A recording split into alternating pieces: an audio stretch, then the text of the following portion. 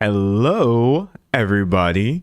We are live. I think my audio is actually audioing for once. Okay. Yeah, everything looks good. Everything sounds good. Let me get the comments popping off. Do. Yeah. Oh, yeah. This is fire. Okay, great. I'm excited. Hey everybody, how's everyone doing? Someone said, can you drop the song name? The song, I think I called it Second Form. I produced it myself out of boredom one day because I wanted to make my own starting soon screen music. Hey, how's everyone doing? Someone said reading chat. I say that way too often. When I'm editing back my footage, I'm like, oh my god, reading chat. That's so funny. I think because the thing for me is I never want to just have like a dead stream. Like you ever join a stream and the person's just like what I'm doing right now is like I'm reading chat, if you will, but I want it to be clear because not everyone knows like why it goes silent. And because I usually keep yapping the entire time, when I actually do go silent, I feel like it's more impactful. Oh my gosh. Someone says, should I get Mexican food right now and vibe with y'all? Yes, you should. They just opened a new taco place near me, but low key, I do not like it. I'm not going to say what it is. That's not the big deal. But like, it's a taco place that's originally from somewhere in Texas where I'm telling you right now, they don't do tacos like that. And now they have a location here where I am. And like their whole branding is super weird. And they did this like influencer exclusive early release where for the first week, the only way you could get into this taco place was by having a certain following on TikTok. So I just kept walking past and seeing just the most influencer coded people, you know. And I was like, something is really off here. And then that's when I realized like, oh, these are just TikTokers. So yeah, they opened essentially the TikTok taco place near me. And as a former San Antonio resident, I'm not about it. I am so very picky and I guess snobbish about Mexican food. Just because of where I'm from, I can't help it. So one of these days I'm going to go to that place and I'm going to like hate order some tacos. And I'm like, these better be good. Because everything about this is cringe. And also like tacos are supposed to be cheap. I can't like that's one of my most deeply held beliefs is that tacos should be cheap as hell. You should be able to buy like 20 for nothing. Anyways, someone said, how was your Sunday? Well, my Sunday was really chill. Wait, what did I do on Sunday? I don't think I did anything much on Sunday. Wait, that was the day before yesterday, right? Oh, I watched a movie. I watched a movie on Sunday called Mommy Dearest. Has anyone here watched that? That's a ride, dude. Wow. What a movie. I know it gets like a bad rap for being, you know, the acting being wild and stuff, but I had never actually watched it. I had just seen a bunch of like references to it throughout the years, and so I finally was like, let me just actually watch this movie. And I was like, whoa, lot going on here. Also, if you're new to the stream, hi, welcome. If this is your first one, you're wondering like, why are we talking about movies and tacos and stuff? Usually the first 30 minutes of my streams are just a yap session as I let people sort of stream in and I warm up into getting into the topic. So yeah, around the 30-minute mark or so, that's when we'll start talking about what we have today.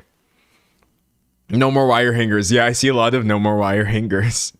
What a movie, man. Someone said that movie was so intense.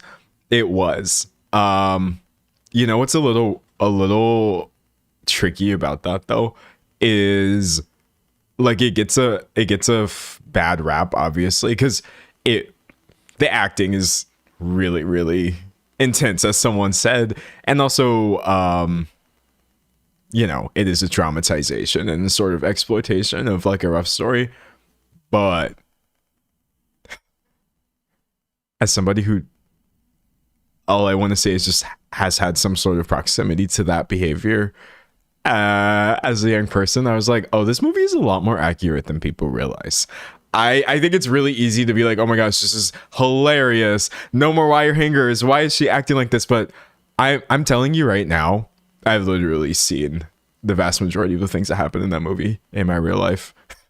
Like, you would just think it was a documentary, honestly. Parts of it, I was just like, wow, somebody definitely knew what they were referencing with this one. But I like, to the vast majority of people, it's just funny because it's ridiculous. But yeah, I was watching this and I was like, oh, haha. It was really, really, really a difficult watch. Someone said that's a rough movie. Yeah, no, that's a rough movie if you have any sort of proximity to people who have NPD. Rough, buddy. Tina, bring me the axe. Yeah, I mean, like, it does have iconic scenes for sure. Someone said thoughts on ghosting. Just like the practice of ghosting people, like just not answering them after talking. Personally, I think that's pretty rude if you don't have like a valid reason. Mostly because I catastrophize. Actually, like, if somebody disappears, I just immediately start assuming the worst. That's partially because I'm ill. But that's just me. Some said, what's NPD? NPD is narcissistic personality disorder. Someone said, I've never heard anyone talk about it as a comedy. Yeah, you would be surprised. You would be surprised. A lot of people think the movie is really funny. I guess because it has certain quotes to it. And I'm like, I see where you guys are coming from, but this is rough, buddy. This is rough. Thoughts on, or are you watching the Olympics? Off and on. There's a lot going on. I'm waiting for them to end, and then I'm going to see if I have anything to say about it. There's definitely been a lot of things. Someone said I had to ghost my dad. Yeah, no, I mean, there's definitely reasons where ghosting people would be valid, but maybe not the majority of the times I've been ghosted. I didn't think it was valid, but maybe so. I don't know. Maybe I was the bad person. Someone said, what movie? We were talking about Mommy Dearest. Here, I'll show it to you right now. It's actually an interesting story. Hold on, wait. I just realized my second monitor is not set up for anything. Okay. Yes. Set up. Okay, we're connecting. Period. We've never been more connected. We're so locked in. We're so dialed in. This is not going to be a technical difficulty stream. And I know I'm kind of jinxing myself by saying that, but I'm sticking with it. All right, so anyways, the movie that I'm referring to is called Mommy Dearest. It came out in, I believe, 1981. Yeah, and it's this movie in which Faye Dunaway portrays Joan Crawford. It's a really interesting movie. So for those of you who don't know, Joan Crawford was an actress, very iconic for her time frame. Started off in like black and white films, acted for decades and decades and stuff. And she had an interesting reputation, had an interesting look and stuff like that. But what happened was when she died, her daughter came out, Christina Crawford, and said, oh yeah, Joan Crawford adopted me and she was a terrible mother. She did these things that were just like awful. My childhood was a living hell. Essentially, she wrote a book about it called Mommy Dearest. And so this movie is a dramatization of the book, I suppose. It's really odd because when Christina Crawford's book came out, a whole bunch of people came out of the woodworks and they were like, no, Christina is lying. Joan Crawford would never do these things. Yes, she was kind of harsh and strict or whatever, but, you know, lies, doing it for money or whatever.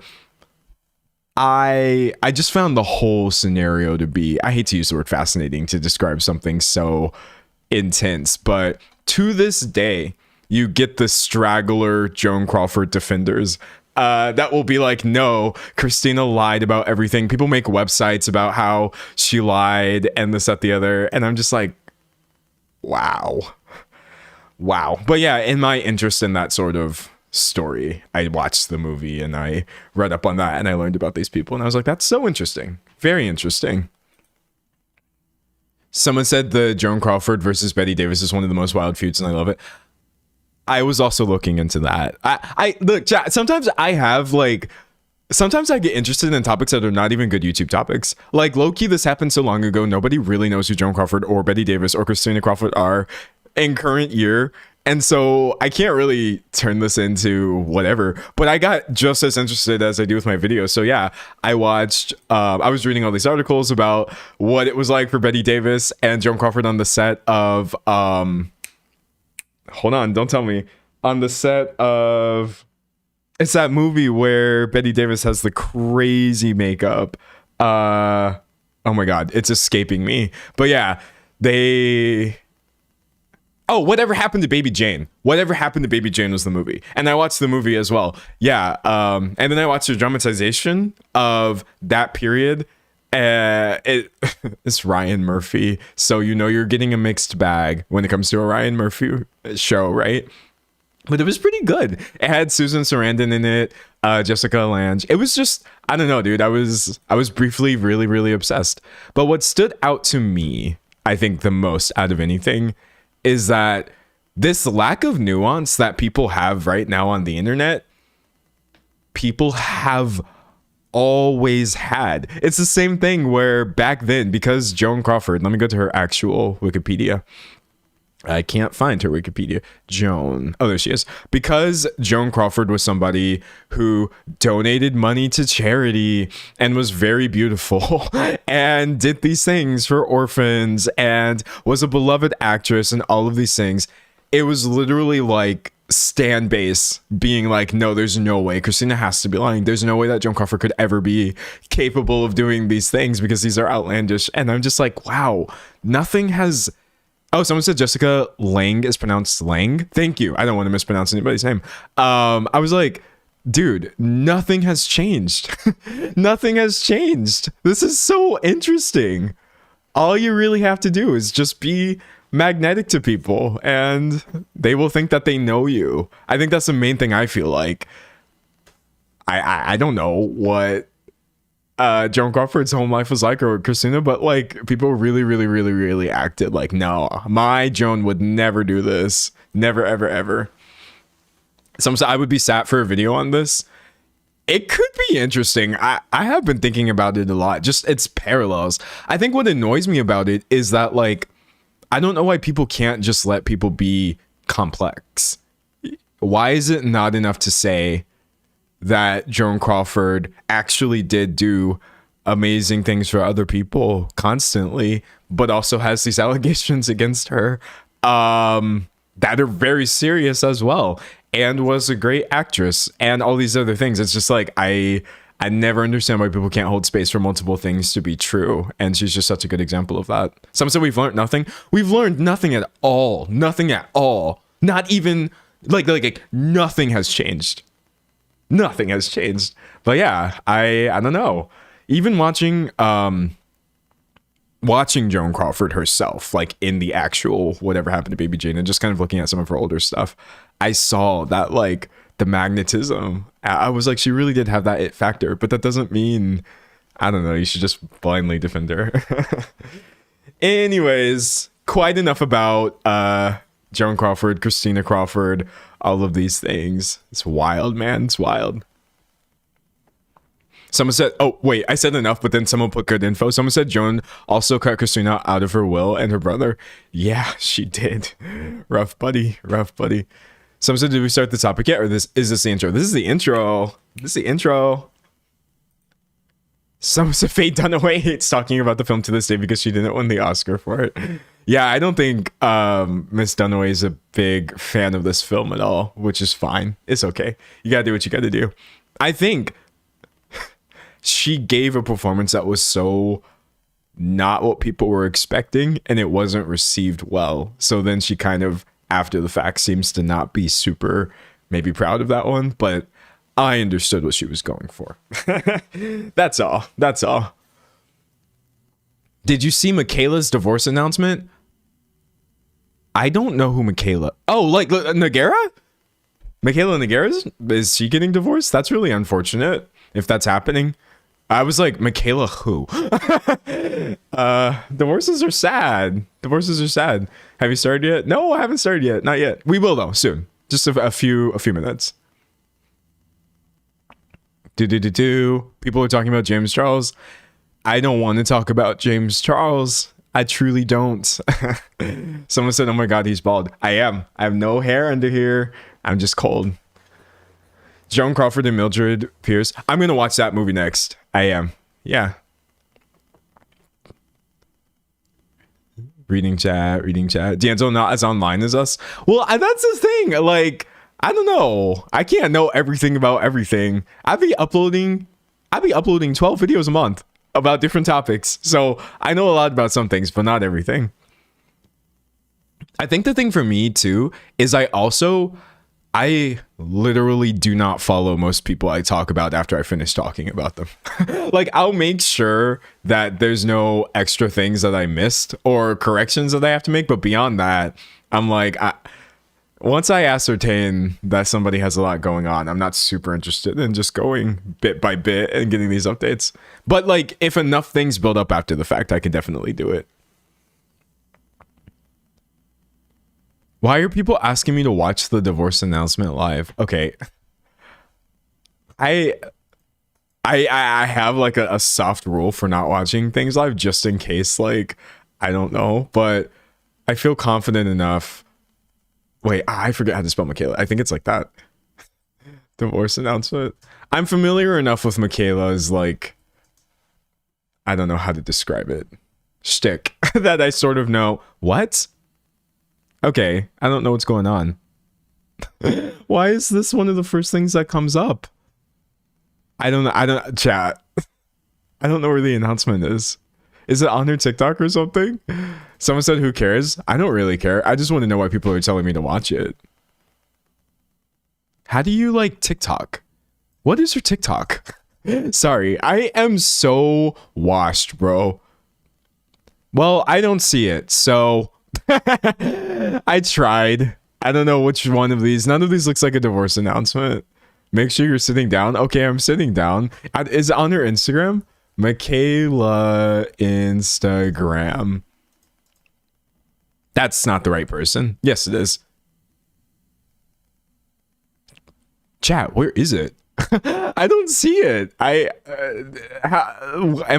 not even playing like dumb right now. Is it this?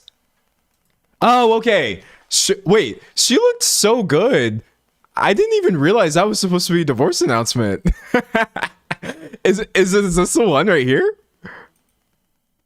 Is this the one? Yeah. That's really, really, really funny. I was literally looking for, like, I was thinking she was gonna be, I don't know, no glam, no nothing. So she looked really nice in this video. I was like, no, that's not a divorce announcement. Nobody would do that. Okay, hold on. Let's see. I skipped right past it. That's so funny. All right, Michaela, what do you have for us? Hopefully y'all can hear it. If not, just turn it up, crank it up. Oh wait, it's muted.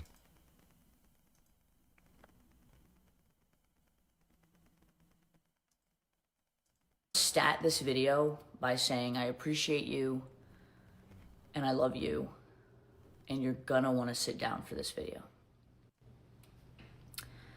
I am getting a divorce. Take a minute, take it in. I am getting a divorce. Cody and I.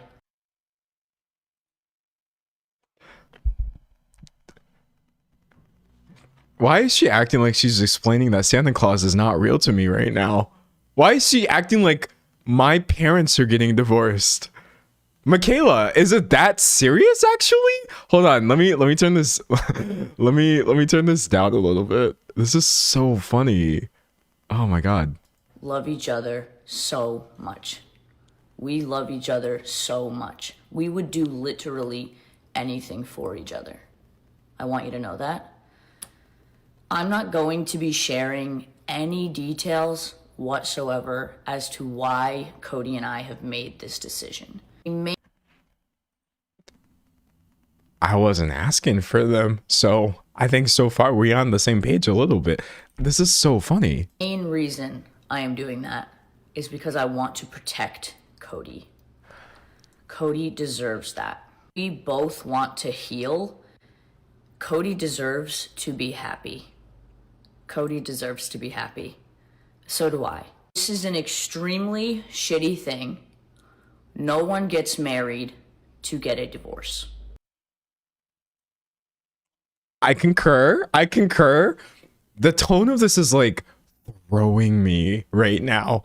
It's frying me. I think that's what the kids say. This announcement is frying me. Absolutely no one. But what I can tell you is that this is very amicable. We talk every day. He comes over for dinner. He sees the dogs. Cody and I were together for 5 years, married for 2. And they are some of the best memories of my life. Memories that I will cherish forever. And I do not regret a single thing, nor does Cody. I know there Chat, how long is this? Because I'm finna crash out. This can't go on for too much longer, can it? is going to be so much speculation as to why Cody and I are getting a divorce.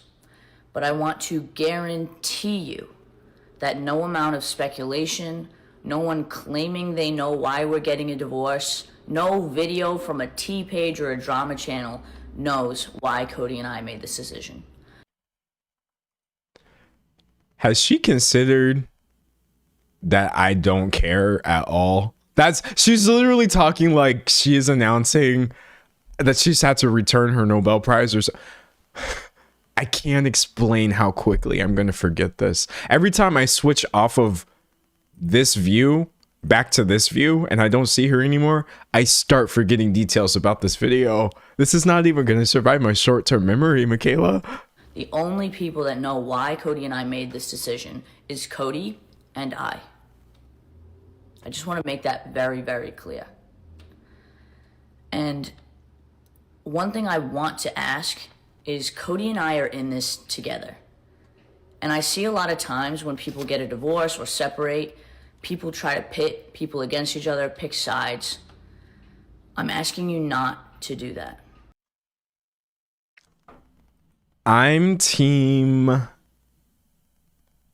5 minutes ago when I wasn't watching this video. Definitely on that side. Cody and I are in this together. Please don't pull us apart.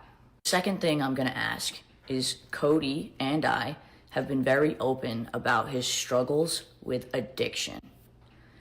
And I'm going to ask you. All right. We're getting...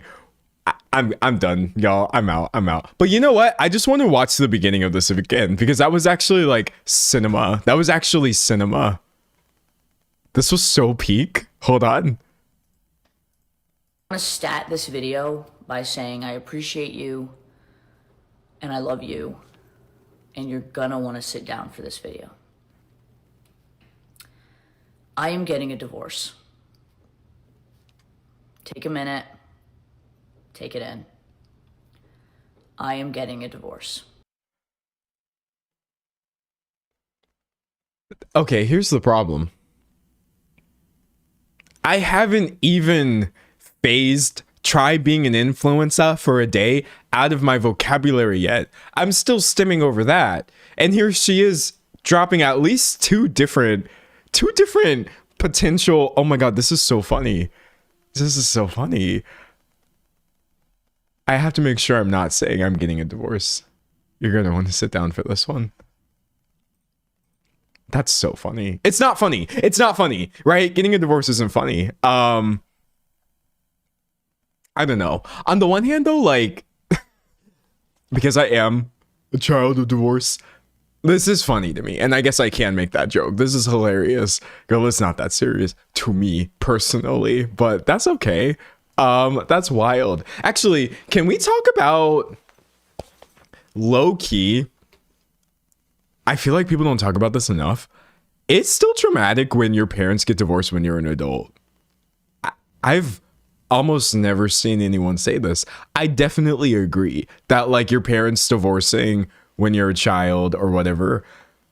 I would say I can't imagine that, except that also did kind of almost happen when I was a child. So there was a lot going on there. But specifically as an adult, your parents being like, yes, we're divorcing, but you'll be fine. And I'm like, will I be fine?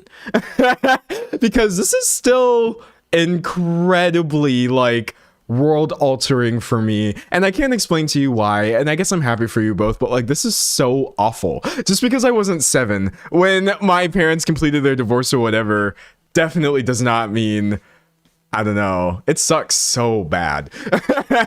It sucks so bad. Someone said it happened to me when I was 18. Yeah, no, like, it's not magically easier. You're definitely better at processing it, obviously, than you would be as a child. And it's like less of an unstable thing. But yeah, I'm like, bro, give me a support group for adult children of divorce. So we can all just be like, this is sad. Womp womp. Someone said I was 20 and it's still affecting everything. Literally. Dude, I see so few people talking about, you could be 20, you could be 24, you could be much older than me. And it's like, oh man, this really rocked my world. It happened to me when I was 13. Ah, man. That's rough. That's rough. Someone said I'm someone who wishes her parents are divorced. That's real too, though. Like, I really, really wish people wouldn't stay together when it's bad for them. I will say this, and listen. You can correct me if I'm wrong here, but I'm just giving you the perspective of a child. I used to be that former child. Put it on my resume. 18 years of experience. If you're staying together for your kids, you should just stop doing that. You're actually, I promise you, you are harming them. It doesn't matter. Look, I know that I don't know your life.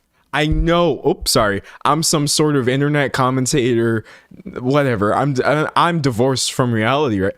I promise you, you owe your kids a divorce if you're just staying together because you don't want to upset them or whatever. It would be so much better if you actually would just split.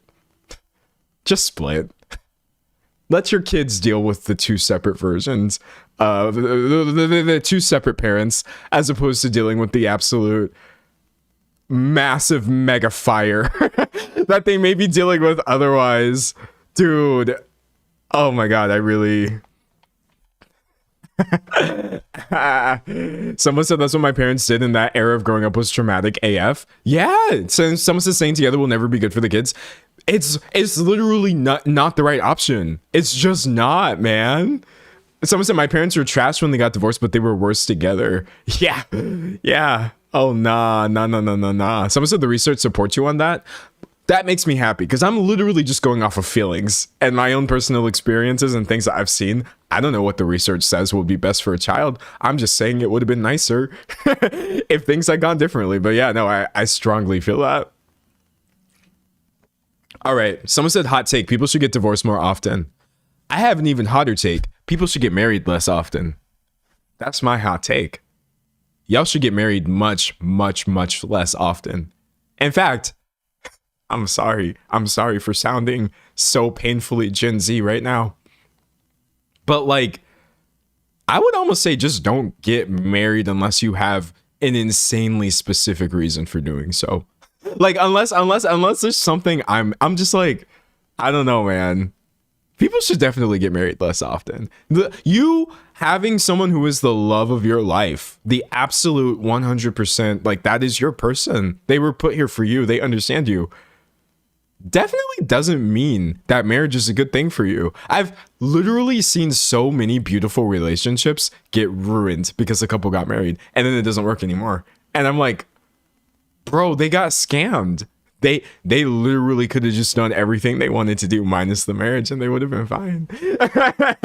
But that's I have like horribly untraditional views on these things, and I know a lot of people get really iffy. And I'm not knocking people who are married, to be clear. I don't know if I can say I think marriage is a beautiful thing. I just don't think about it much at all. But I definitely think you could get pressured into doing this by other people sometimes, and that's never a good thing. It's such a touchy thing. It's so touchy. But honestly, someone said there are many legalities that is almost necessary for. Well, that's true though. It's really easy for me to say maybe don't. But like, again, you would know more than me because you in your own life. But yeah, no. I cry. Someone said a good relationship won't change after marriage, in my opinion. That's interesting. I don't know what to say about that. I guess I sort of agree with you that like a strong enough relationship wouldn't change after marrying. Here's the thing though, chat. I don't know how to word this, but like I ain't never seen nobody be the same person that they were like in 20 years. I never seen it happen, not even once. And actually when I was younger and I used to make commentary videos on people, and they would apologize and they would say things like I was a different person, I used to be really, really critical of that language. I'd be like, no, you weren't. You're the same person. I still believe that on a fundamental level, but now that I'm just a little bit older and I think back about previous versions of myself, I'm like, oh, it's not that I was a different person, but that was just a completely prior version of me that had to exist for this current version of me. And so I feel like even if I was absolutely like completely down to spend the rest of my life with like the current version of somebody, maybe it's just insanely cynical of me, but I'm not really assuming much in the way of forever. That's how I feel. I'm like, I like things as they happen right now, but like I can't control the future. I don't know what's gonna happen to people. You know what I mean? It's so interesting. So it's a version 1.0. Yeah, no, but trust me when I tell you, you don't want my takes on any sort of relationship or marriage thing ever. I'm not qualified to give them. I've never been married. I don't have kids. I know nothing. I'm on the outside of everybody's relationship. And so don't worry about my thoughts. But that's just likely why I'm not going to be doing things like that. Because I don't believe in like forever for people. Because I just don't feel like that's supported by the way like your brain develops and changes. I don't know. I don't believe that. Or when I say I don't believe in forever for people, I don't believe in forever for people for me, I guess. Does that make sense? For me. Other people's beautiful forevers. You've been married for 20 years, 25 years. That's great. And I'm really happy that worked out for you. I'm not trying to play this game. I'm really not. Nah. Someone said, I agree with the marriage sake, but I'm just an anomaly. No, seriously, like this opinion is horrible to the average person. And they would say that you're a sad person for feeling this way or whatever. And it's like, that's fine. I don't think I'm sad. Maybe I'm like horrifically risk averse. I think that's what it is more than anything. I don't feel like I'm a cynical person, but I definitely feel like I'm deeply risk averse, especially when it comes to other people and their behavior. Because I have literally just seen just the most beautiful people doing the worst things. And when I say most beautiful people, I'm talking about the inside. I don't know, man. It's rough. Someone said I'm going through a divorce right now. I wish I never did it. I'm sorry to hear that, honestly. But hopefully things will be better because of it, you know? Someone said as an arrow ace, I feel you. Well, I see multiple people saying ace in the chat. And that's also really tricky, though, because part of this is literally just my orientation. I am not straight or gay or bi or any of these things. So I think this like attraction in general to these things, like I don't feel it. So I've never had those feelings to like work off of, and it sometimes results in me sounding a little insane or whatever. But like I love things that are happening as they're happening. And I know that sounds stupid. I love things that are happening right now. Like the way I see it, if I am really chilling with a person, someone say you're not straight. Oh no, shock of all shock. If I'm like really rocking with the person, and then let's say we're rocking, and I'm like, wow, we've really been rocking for like a week. That's amazing. And then that's not the case or whatever. That's fine. But like, if I'm really rocking with a person and then I'm like, whoa, why have we been rocking with each other for 7 years? This is insane. I would keep doing it, you know? And if I get to the end of my life and I'm just like, did you trick me into essentially just being in a normal relationship because we haven't switched it up for the past 50 years? I would be really happy with that. But I definitely just take things as they come, you know? Is interesting. Someone said another W for arrow aces. Yeah. Has the vid started? No, sorry. I am 16 minutes late, but that's okay because I'm having fun and I like being late. Someone said I confused myself too, so let's just say I'm in the ace category as asked. Or if asked, that's kind of where I am as well, for sure. Is like, I'll just say it since that makes more sense to people. That's definitely how I feel about every single label that I have, is literally for the benefit of other people. I'll just say that I'm non-binary because I think that maybe gets people a little closer to understanding what my gender is. I'll just say that I'm a man because that just, you can do a lot of this busy work and stop guessing. You know, I'll say that I'm queer. I'll say, or I'll imply that I'm ace. I don't think I really just say it a lot, but yes, that's probably the closest thing to me. But truthfully, I'm just like, brother, I ain't crap. I ain't nothing. I'm just like a pile of dirt, honestly. Labels are hilarious. I'm sorry. It's just so funny. Some of the labels are unimportant. To me. Like, labels are actually deeply important to a lot of people. And so I respect that. You know what I mean? I'm really happy that we have so many nowadays that people feel seen, that people can find other people like them. But I've always just been like, brother, I do not care. For me, please. Someone said Happy Arrow Awareness Week. Is that what it is? Is it that right now? Or are you memeing right now? I'm curious now.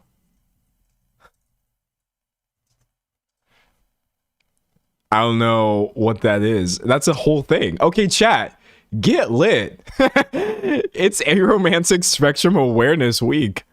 Oh, I see. It's starting the week after Valentine's Day. Okay, that's really fun. Do y'all want like y'all want this soft W? I'm like kind of this thing. I'm not like coming out. I don't do coming out personally. But yeah, you could say that I'm this. For real. This is probably the closest you're gonna get to any sort of accuracy with defining me. So happy Aromantic Spectrum Awareness Week. Today I learned. Oh my gosh. So do you have a hand tattoo? Yes, I do. I have this clown with like the crazy tribal smoke going on. It's really dope. All right. Anyways, that's quite enough of that. Let's go ahead and get into today's topic. Someone said one of us kind of. Yeah, kind of. I'm very much like an asterisk next to any sort of label I do or do not have. I'm like, label me an icon. I'm the GOAT. My pronouns are he, him. No, my pronouns are literally him. Let's make sure we're all clear on that. You'd be like, oh, yeah, he, him pronouns. My pronouns are literally him. I'm actually him. I'm that guy. Those are my pronouns, that guy. Don't get it twisted. My orientation is better than everyone else. No. It's peak. It's peak. That's how I identify. Pronouns, literally him. Orientation, peak. Cinema, pure kino. You understand? That's all. Someone say you're just a baddie. I'm literally just a baddie. That's the label for me personally. Oh God. LGBTB, another B for the baddies. You're like, I'm just here because this is fire. I'm here because this is fun for me and for everyone, hopefully. All right. I started recording. Everybody say hi to YouTube. We're doing it right now. Main character. Yeah, definitely main character energy. Okay. Chat, this is a tricky topic. And actually, I want to give you some insight into how I'm approaching this before I start. Usually, I'm not super big into disclaimers because I've been trying not to disclaim everything that I talk about. But the person we're talking about died. There's no other way of putting it. Oh, by the way, I'm sorry if I laugh at any point during this. Is literally because I'm uncomfortable. I'm not laughing at anything, right? All right. Thanks for saying hi to YouTube. It's okay. You can chill. You can chill. I know I'm being for real right now. I want to kind of try to explain this. Actually, does anybody else laugh when they're uncomfortable and it's like the bane of your existence? Sometimes I'm going back and editing my videos and I just see little times where like I chuckle or like I don't know, I say it seems like I'm not taking things seriously, but it's literally a trauma response. For me personally, like I'm laughing right now. It's not funny. It's not funny. I think whenever I'm uncomfortable, my first thought is like diffuse. Do not exacerbate. Be harmless. And so I just start. But it has nothing to do with my actual feelings on anything. But anyways, all this to say, someone said I fawn a lot, so I laugh out of habit. Yeah. When I learned that it wasn't just fight or flight, but that there was also like freezing and fawning, and I was like, but anyways, all this to say, I went back and forth on this topic because what I really don't like is a lot of times when people will die, a lot of people on YouTube are like, yep, time to get a bag. It's insane. You'll get these videos about like, oh, cause of death and, you know, looking into all these weird things. Chad, I want to tell you right now, I've never made a video like that. Not even once. I'm not the kind of person who sees people dying as any form of content. It's just not. It has nothing to do with the things I talk about. However, after this individual, James Van Der Beek, died, there was like this massive controversy over a GoFundMe, and I think it is very important. I think it's an interesting conversation that people are having. So this is not coming out of any sort of like disrespect for anybody who has died or whatever. I don't know. I really, really hope that that's clear. I'm not trying to be some awful like TMZ vulture like presence of monetizing this because someone died, but that's all I really have to say. Someone said it's so weird it's giving Erica Kirk. No, that's kind of what I'm getting at. I'm mostly talking about the antics of the people around him after he passed. But anyways, that's all I have to say. I want to give that disclaimer just so you'll know where I'm coming from. Sorry. It's hard not to be like, someone said I just got here, what's going on? Oh, I haven't started this topic yet. I was just giving a disclaimer that we're talking about someone who passed away, but this isn't trying to be like a, I don't know, cashing in on that. Some said it's an incredibly important conversation about how broken our system is in the US. Yeah, exactly. Thank you. Yeah. Thank you for understanding, or at least trying to understand where I'm coming from with this one. Anyways. So this topic started off really sad. Recently, an actor passed away, but unfortunately, it's turned into this massive conversation about celebrity GoFundMes, donating money to rich people, and then just a peek into how dystopian the healthcare crisis actually is in the United States. Right now, a lot of people are really upset about this, and I understand why. I just kind of want to get into exactly what happened and see what people are saying. Someone said Erica Kirk is morn maxing. That's kind of funny. Actually, if you see me get a little bit more distracted than usual during this stream, because it's like a little sad or whatever, please don't like.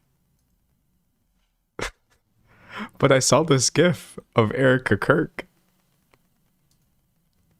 Is this Erica Kirk? Is this actually her?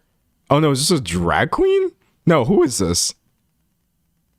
Oh, it's AI. Oh, never mind. I saw this AI gif of Erica Kirk dancing. And I thought for a second it was real. But all the things that I have actually seen of her, like actually seen of her, it's to the point where this wouldn't surprise me. I don't rock with AI videos, so they're just pointless, honestly. But dude, she's the weirdest person ever. She's the weirdest person ever. Like, oh my God, y'all are gonna get me in trouble. This is also why I've never, ever talked about Charlie Kirk or Erica Kirk. Someone said there is a drag queen that is basically like that. Wait, that's hilarious. Erica Quirk. Viral TikTok drag queen persona. Wait, that's kind of funny. This is kind of funny. Hold on. Okay, no, see, dude, I'm sorry. Y'all don't know what it's like. Y'all don't know what it's. Someone said my husband died. Time for my pop star era. Y'all don't know what it's like, or maybe you do. Maybe you do. Growing up in the South, and essentially, I mean, it's not just a Southern thing, but I'm telling you, in the South, they'd be like, "Don't speak on the dead. Don't speak on the dead. Don't you ever open your mouth to speak on the dead. Don't make, don't even do that. Like God's gonna strike you down next." And so I think a previous version of me would see like drag queen Erica Quirk and be like, "Oh no, you can't do that. We got to be respectable." But now that I've grown out of a lot of my politeness, this is hilarious. This is actually genuinely funny. And it's only really funny because of Erica Kirk's actual antics herself. It's not funny because somebody died, right? That's not the point we're getting at here. But some say Christian nonsense. Yeah, no. Like, I'm very, very, very glad that I've learned and grown as a person. Because if you had gotten an earlier version of me, I literally, you ready for this? Cringe. And I'm so sorry that like we're so off topic, but don't worry. I'm going to be here for a while. We will eventually get through this. I literally would have been one of the people saying we shouldn't say bad things about Charlie Kirk. And I know that might have sounded like, I feel like, Michaela, you're going to want to sit down when I tell you this. I would have been a Charlie Kirk defender. Not really a defender of the guy himself. I just literally genuinely believed in this like annoying sort of like liberal-esque always be nice to people energy, because it's just how I was raised. It's just who I was, and it wasn't coming from a bad place. I would be like, well, when people die, the rules change a little bit and this, that, the other. But however I've gotten really tired. Okay. Someone said Pacienzo was an L take. Yeah, no, dude, I would have had so many L takes if I was trying to be political a few years ago, because I was just wrong about a lot of things. I really was. And that's okay. It's okay to be wrong about a lot of things. I probably would have sounded a lot like those celebrities who were constantly trying to be apolitical. Of like, oh, I don't want to talk about politics right now. Do you see how many celebrities are getting slammed for this? I think recently Neil Patrick Harris was saying like he wants to be apolitical. It was like, my brother, he's interested in doing things that are apolitical right now. And I would be like, people, because I didn't realize how much of a psyop all of this is. How essentially by even claiming that it's possible to be apolitical, or that we owe any sort of like modicum of respect to people who are oppressing us or whatever, all of these things are upholding the status quo. That was never in my brain. It was never something anybody told me. And how would you really know these things if nobody ever told you? But I will say, like, a lot of people say, and we're kind of getting into like vague theory posting here, but a lot of people say like, oh, you don't want to alienate centrists or whatever. You don't want to alienate people by, criticizing them for getting things wrong. It was only because people were being so anti my fake wax centrism. I wasn't distributing it, or displaying it, but I was seeing things that I felt like I would have agreed with just constantly getting torn down by people who were like further left of it. And I was like, why are people reacting so strongly? And that's when I looked into it, educated myself, and was like, oh, this is pretty harmful. And I thought I was just being nice, but actually I was in the way. I think that's what people don't realize. When you're trying to be apolitical, you're like, oh, I'm trying to be nice. I'm trying to be nice. You're in the way. It doesn't matter what you're trying to do. I don't know. You could say that I've been radicalized or whatever, but it is essentially true that anything that is not actually for progress is essentially obstructing it when it comes to any sort of political discussion or whatever. So yeah, no, I was so cringe. I was so cringe when I was younger. I don't know. I described myself as a centrist. Not publicly, but I did. I would tell people that privately, like, oh yeah, I'm I'm a centrist. But you know what? And listen, chat, don't worry. He knows how off topic he is. He knows how off topic he is. This is going to get really American here. And I apologize. I apologize. The Democratic Party. Listen.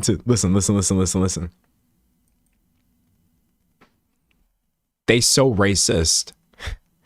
And a lot of people, black people, I'm just telling you right now, I'm trying to share some lived experience with you. A lot of black people grow up being told essentially, accurately, that like, oh yeah, obviously Republicans are racist, but the Democratic Party also does hella racist things. You know what I mean? And you do not want to be associated with these people. And so that's what I believed younger, because it's true. It's true. That's not up for debate.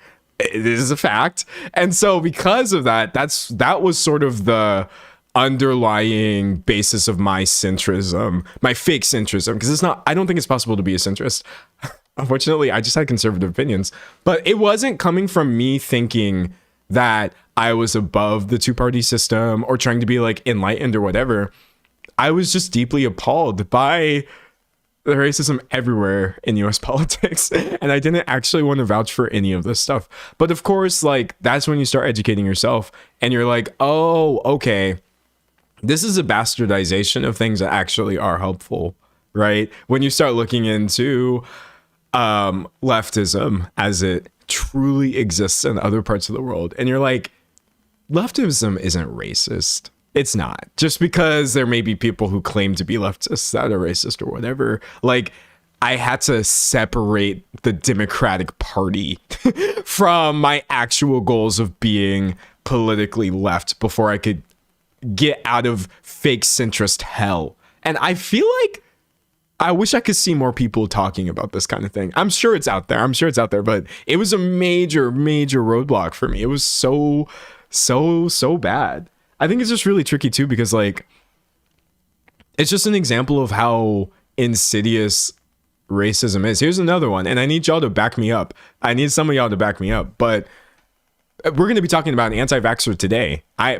For context, just so you know, I'm not anti-vax at all. Completely pro-science. I believe in the facts. I got hella vaccines. I got my COVID vaccines. This, that, the other. If I had a child, which I don't, I would surely vaccinate them.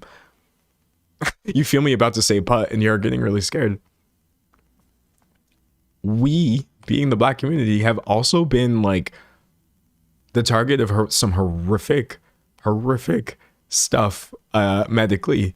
I actually don't want to get into it because it's really depressing and sad. But again, I'm dealing in facts here. Like, this is supposed to be for everybody. But unfortunately, medical stuff was weaponized against us. And so again, when you're getting people who are really resistant to this kinds of things, it's not always for the same reason. Some people are hella anti-vax and anti-science because they're just stupid. And then other people, unfortunately, people in my family, and it makes me really sad, they're anti-science because accurately they will say, well, look what science was used to do to us. And that's really unfortunate. Trying to like separate it, just the cynicism that I see going in. But that's why like a lot of these discussions they're not like open to these sort of perspectives at all. I notice that. I don't notice a lot of talk about this. People have just like no, and I'm not saying you need sympathy for people who are anti-science or whatever, but I think it's helpful to understand that there could be a myriad of reasons for why someone may be like this. It's not always the same thing. I don't know. It's really interesting. But all I could do personally is just grow myself as a person. So what I did was I took all of these negative, harmful things that I learned, and I had to separate between the facts and the fiction. Yes, it's absolutely a fact that in our fake two-party system that doesn't actually propagate real leftism or whatever, you're going to see a lot of racism no matter who is on who's being platformed at mainstream, right? But that doesn't change the fact that I still have a responsibility to educate myself into things that still do help society, things that actually are helpful. What policies should I care about? What should I know about foreign policy, right? Making sure I have the right opinions on things instead of just being like, oh, well, I don't care. That's something I do. Same thing with science, where like, yeah, I know the things that have happened, but honestly, I do still put my faith in expert medical advice just for my own safety, but also for the safety of other people, right? I want to be all, vaxxed up, so I'm not giving other people COVID, getting COVID, spreading COVID, etc. So you do still have a responsibility to educate yourself, but it doesn't look the same for every person. And that's all I have to say about that. That's all I got to say. So I don't even know why I was talking about that, but thank you all for listening. Things like this are really, really, really, really important. They're just so important. I don't know, when you don't like see people saying things, you just start feeling crazy. But that's why I've been trying to say a lot of things that I've been thinking recently without sounding like an idiot.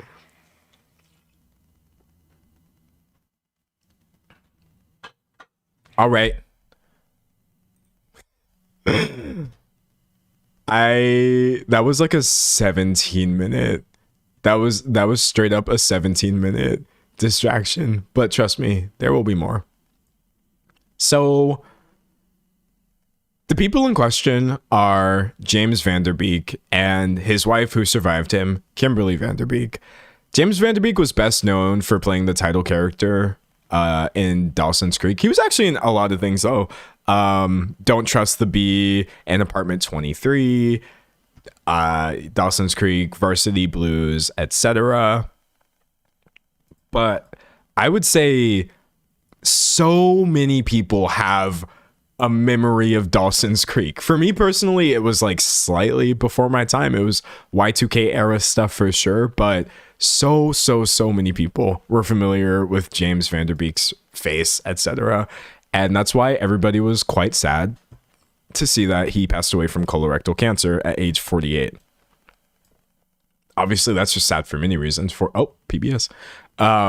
Sad for many reasons. 48 is just an awful age. Also, this seems like a good time to talk about the fact that colorectal cancer is apparently increasing among young people. And I looked into it. This is the same thing that Chadwick Boseman unfortunately died from as well. And so just kind of looking into decreasing risk and like colonoscopies and screenings and things like this is more important than ever. But yeah, unfortunately, he was just another person who fell victim to this. Somebody mentioned How I Met Your Mother. Yes, he was also in that as well. All right, so moving on from this. That's so dystopian, by the way, though. Just the idea of like more young people are getting cancer now. It's terrible. But as you're going to see, that's actually kind of part of the reason why this sparks such a big debate, because cancer itself is just so ruinous in many ways, not just to the body, but also to one's finances, etc. So the only thing I have to say, I'm small. The only thing I have to say about James Van Der Beek's passing is that I'm sorry it happened. And nobody should be dying at 48. And leaving behind a wife and 6 kids is tragic, regardless of circumstances. It's that simple as far as I'm concerned. As for his wife, Kimberly, she's very prominent, very public. I'm not, like trying to look up private stuff or whatever. She and he were very open about their journey with their 6 kids and the things that they would do, their moves, all of these things. And it is sort of worth noting that I'm sorry. It's just like definitely like a certain kind of someone says 6 kids. Yeah, no, seriously, 6 kids. Definitely a certain kind of family, though. The Van Der Beeks, it wasn't just the 6 kids. They were also pretty deeply anti-vax.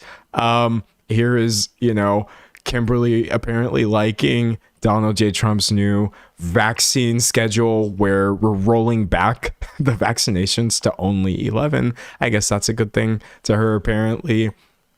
Just a lot of like MAGA, anti-school stuff going on there. And hold on. definitely like in general when people follow, oh, I didn't even know how to see your followers. In general, when people follow the Trumps, I'm not like, I guess, always side-eyeing them. Maybe you just want updates on what your president is doing, but I'm telling you, the anti-vax stuff was pretty extreme. I think even back in 2022, this Rolling Stone article, James Van Der Beek's influencer wife is peddling vaccine conspiracy theories on Instagram. Wife of Dawson's Creek star, mother of 6 children, etc. So it says she uses her platform to post photos of her family, their Texas compound, and COVID-19 misinformation. So a lot going on there. She's also associated with this movement called MAHA? Make America Healthy Again? Is anybody here familiar with MAHA? Because I've heard of it, but I think I was purposely ignoring it just because I was like, there can't be another one. So this is apparently a health-based offshoot of MAGA, Make America Great Again, that's sort of being led by Robert F. Kennedy Jr., not great. And among their many amazing, heavy quotes, opinions, they believe, for example, that like autism rates are caused by environmental effects such as vaccines.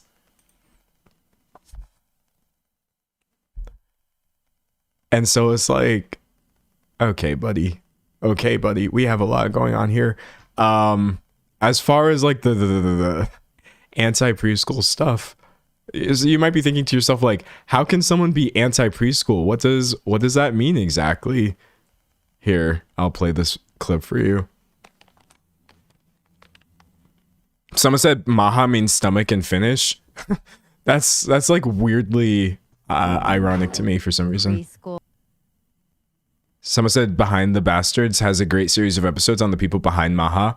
I may look into it more later, just to educate myself. But I was like, oh, this is nothing good. So this was, sorry, I don't know how to use Instagram. This was Kimberly actually, when was this? Date. I don't even know when the date was, but this was Kimberly a while ago talking about her decision to homeschool her kids. Is hurting our children. Oh, wait. Hold on. It mutes in the beginning and I can't pause it soon enough. Okay. Here we go.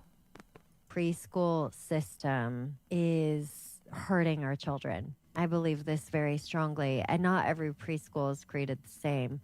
But to take them from one subject to another subject to another subject and pretend that a 5-year-old needs to know how to read. They don't. What they found in Finland, because the kids in Finland would take their first test.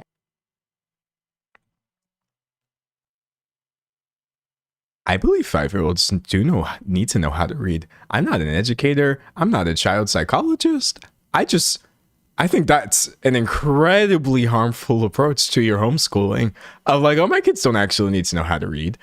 At the age of 15. And they were scoring almost across the board higher than every other European country. And they're like, why? Oh, wow. Why is this? That's interesting. Because the focus part of their brain. So what you want to do with a kid is to enhance the focus part of the brain. And how do you do that? Have them doing something that they so passionately want to do. So again, I'm really just trying to make sure I know what people are really getting up to. I don't just want to be like, oh, you're homeschooling your kids, you must automatically be a bad person. But no, she was really saying in 2020, this is sad, dude. This is actually genuinely sad. Van Der Beek first applied the quote unquote Finnish way. Wait, I lost it. Van Der Beek first applied the quote unquote Finnish way of education with her eldest child. Olivia was drawing stories until the age of 7 or 7.5 and was considered way behind in reading. I don't consider her behind at all. I consider her to be a creative child that just doesn't want to do that yet. So what I'm getting at here is in this video, I'm not here to, I guess, mock, celebrate or try to really get into the death of a person who left behind a family. That's not a good thing. I'm more so talking about this sort of MAGA, Maha, anti-school, my kids don't know how to read and that's good, I'm doing this on purpose, anti-vax person who is now running this GoFundMe. There's a lot going on here that I think there's just so much context to this situation. So the GoFundMe in question is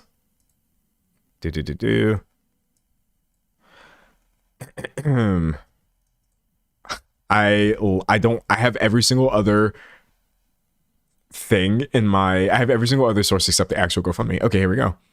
So, quote unquote, friends of the Vanderbeek family on behalf of Kimberly Vanderbeek went ahead and launched this GoFundMe saying, James Vanderbeek was a beloved husband, father, and friend who touched the lives of everyone around him. After a long and courageous battle with cancer, James passed away February 11th, leaving behind his wife and their 6 children. So they're saying right here, he faced not only emotional challenges, but also significant financial strain as they did everything possible to support James and provide for his care. In the wake of this loss, Kimberly and the children are facing an uncertain future. It says the cost of that care and the extended fight against cancer have left the family out of funds. They are working hard to stay in their home. So that's the main thing that they want to do. And ensure the children can continue their education. Man. This is usually the part where I would just make some sort of dumb joke like, what education? This isn't even funny. This is horrible. They're working hard. Okay. Where are we going here? I lost my place. Now I can't read. Sorry. I need to stop. I'm actually going to hell. Where actually was I? Oh, continue their education and maintain some stability during this incredibly difficult time. The support of friends, family, and the wider community will make a world of difference as they navigate the road ahead. Your generosity will apparently help cover essential living expenses, pay bills, and support the children's education. Every donation, no matter the size, will help Kimberly and her family find hope and security as they rebuild their lives. And so, very much asking people to donate, everyone to donate, no matter how much you can donate. They want you to go ahead and do this. Again, because James Vanderbeek was the beloved star, Y2K era icon that he was, this went insanely viral. International news all over the place. People talking about this GoFundMe, how to donate, etc. Because it's a big story. And due to this wildly high profile, Windows 11 moment. Okay, there we go. Due to the wildly high profile nature of this, they crossed $1 million in 24 hours. James Vanderbeek's GoFundMe surpasses 1 million in less than 24 hours following his death at 48, right? So let's take a break for a second. Really interesting story. The sirens are behind me again. I'm going to ignore the sirens today. I'm not going to get stun locked by the sirens. Thoughts so far? Dude, there's literally like so much going on here. And this, maybe you're starting to see why I wanted to talk about the story. There's just so much going on here. So the Vanderbeeks, someone said, someone just said, that's crazy. That's kind of how I feel. I see people mentioning a big house. We're gonna get there. Don't worry. Let me drink some water. Someone said those people need to get their money back. All right. So the Vanderbeeks and money have been like a very public and strange story for years now. About a year ago, or no, sorry, this was just months ago. A few months ago, during, he was a few years into his cancer battle at this point. He was auctioning off Dawson's Creek memorabilia, right? Just taking like the iconic shirt, the iconic necklace or whatever, selling those to the highest bidder, trying to raise funds for this cancer care, right?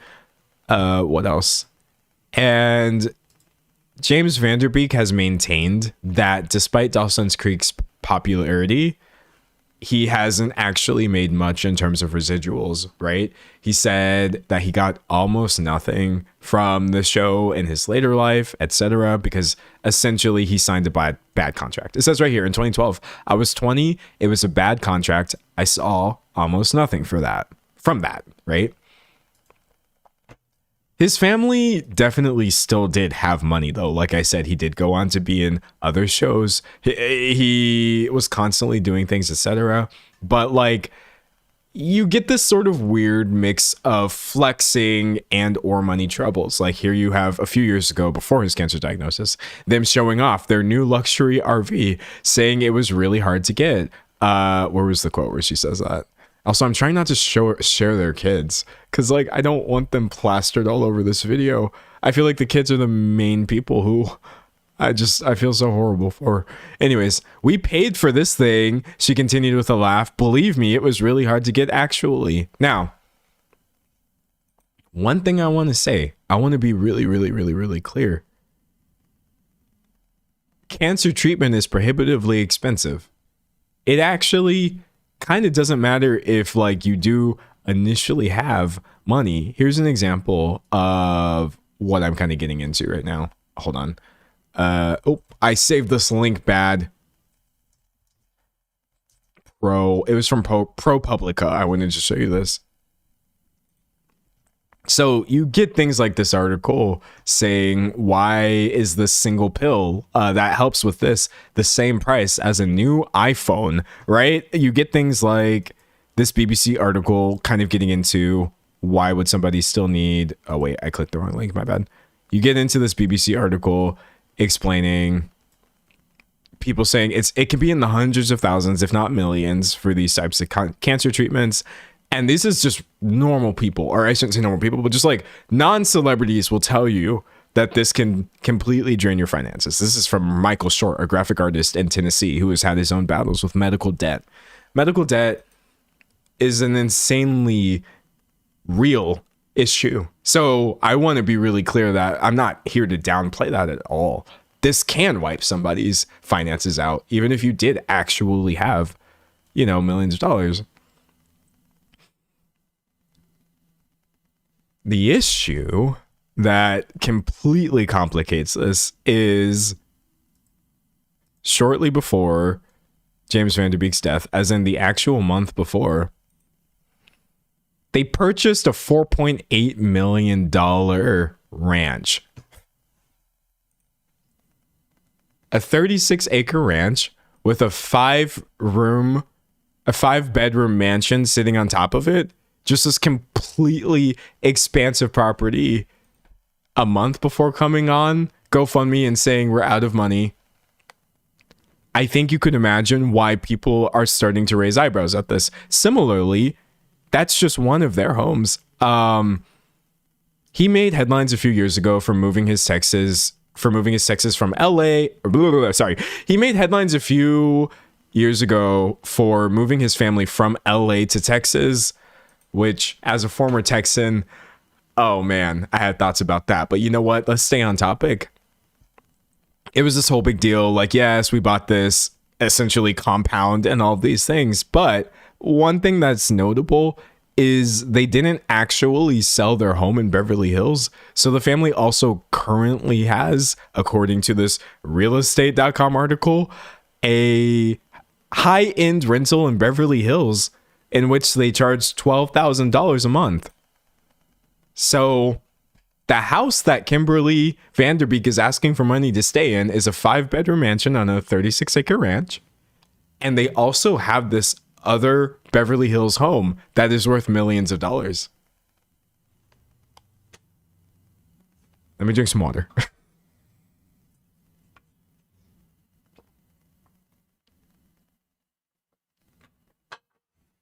Now you see why I'm here talking about this.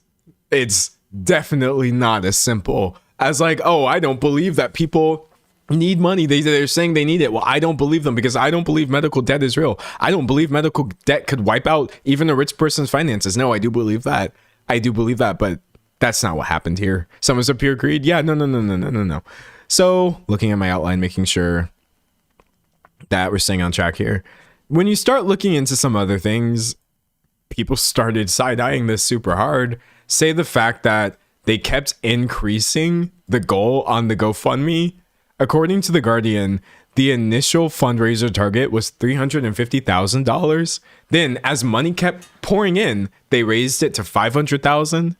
4 hours later, it got there. They raised it to $700,000, then to $1 million, then to $1.5 million.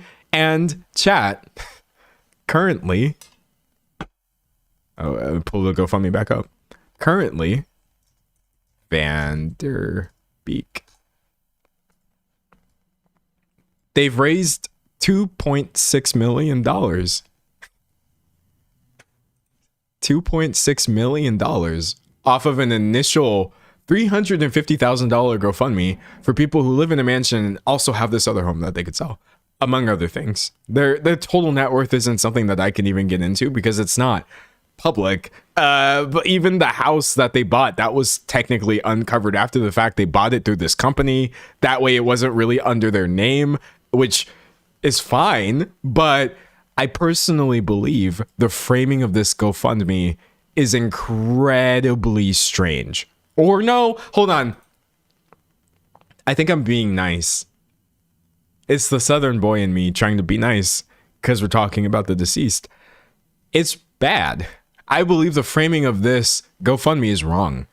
This is not okay to sort of leave out this information, get all of these, you see like these $5 donations, $50, etc., 25, 73, people just giving what they can to this family that does have the means to do this while simultaneously, as I'm pointing out, other people are being completely wiped out financially by the very same situations and not having a shred of the financial support because there's none of this parasocial stuff going on.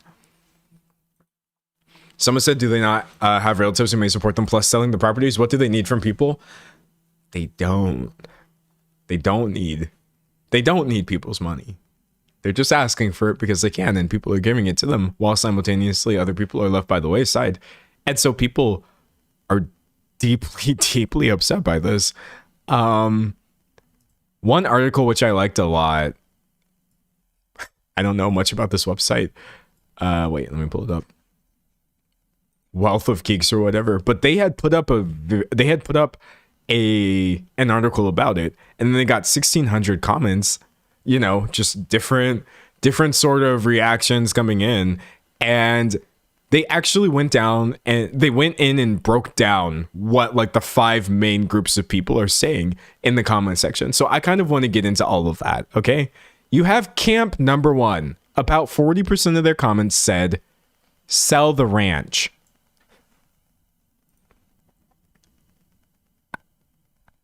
Okay. Even if it's not sell the ranch, because I personally don't believe that you should have to sell your personal belongings to afford healthcare. That's not a good thing, and that's not something we should be advocating for. Y'all, you don't even have to sell the ranch. You could literally sell the other house. You could sell the other house. But I still think that sell the ranch is a very valid... Listen, I'm not their financial advisor. I'm not their CPA, but I feel like sell the ranch might have been the first thing I might have told you, like, okay, I'm sorry that this has happened. 36 acres is a lot. A lot of people are on 1/4 of an acre. Actually, how many of y'all are on 0 acres? Raise your hand if you actually don't own land at all. I think about most of the people I know, we don't have 36 acres. We don't have any acres. No. Yeah. I think sell the ranch is a completely valid opinion for you to have what somebody should do. Someone says sell the ranch because Texas sucks. I'd rather live in Cali. That's a whole other thing, but I would tend to agree with you. Texas definitely sucks. Yeah, I'm seeing a lot of 0. I'm seeing a lot of, yeah, no. It's just really hard to sit here and be like, oh, we have to save this family. Someone said an acre is a massive backyard. An acre is huge. I remember being a kid and my friends who would have like their house would be like on a whole acre. I was shook. We were definitely usually on like 1/4 of an acre, if anything like that. Anyways, So the article is saying their logic is straightforward. This camp believes the assets exist to be used in emergencies. This person said one commenter who described paying for a dying spouse explained taking out insurance policies, planning ahead for the cost.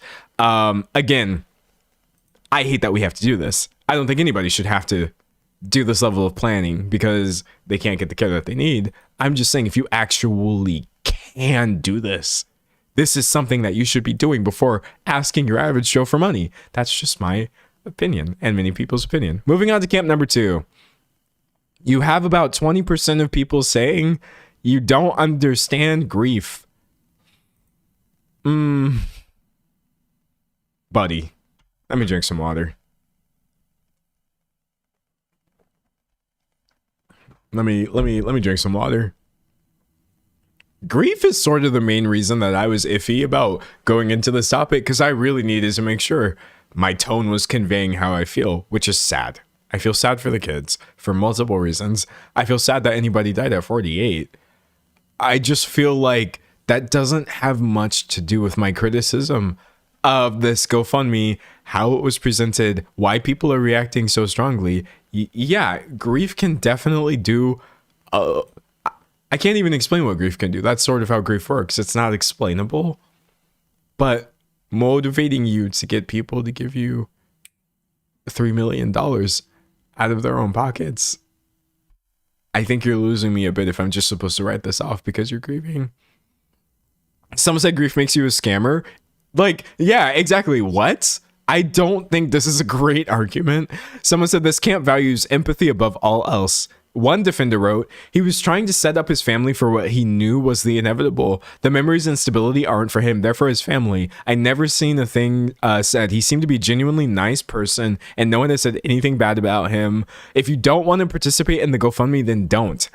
Someone said no one is being forced to donate. I'm sure many who donated were fans or have been through loss themselves.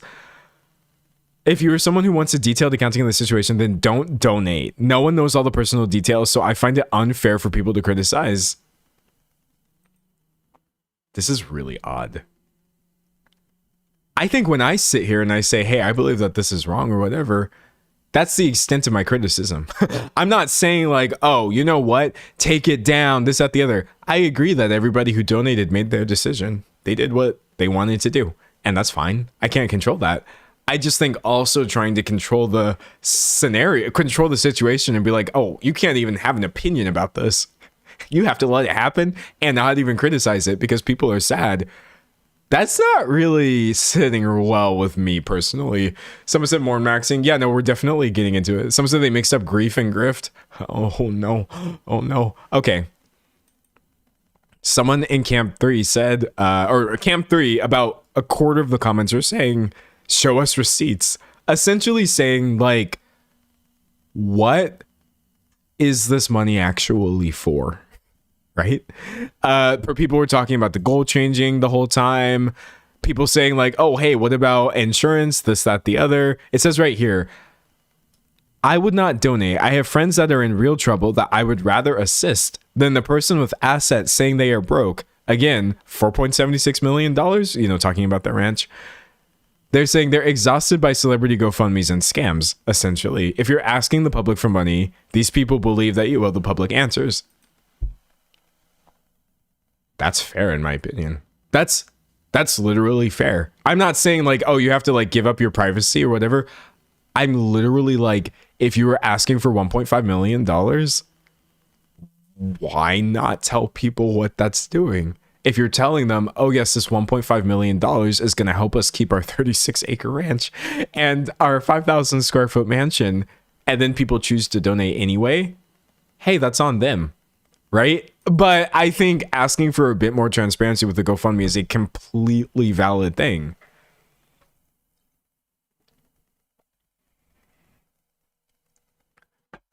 Water break. Okay, anyways, continuing to get into it. Yeah. Camp number 4 said, this is a healthcare crisis. You have about 10% of people saying this, and that is also what I wanted to highlight in this video as well.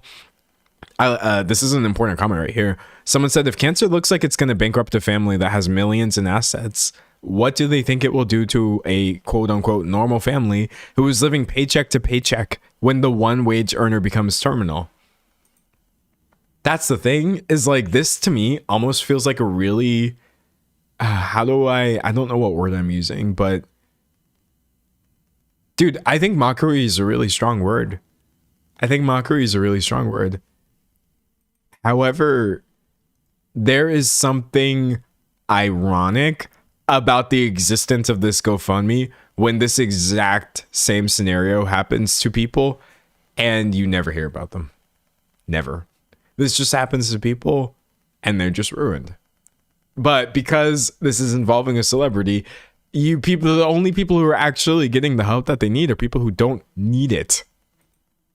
I think that that's insane. So I agree that there is a healthcare crisis in America, obviously, but this is a reflection of how the only way to escape it essentially is to lie or be born, rich or whatever. Like, this is so, this is so messy, man.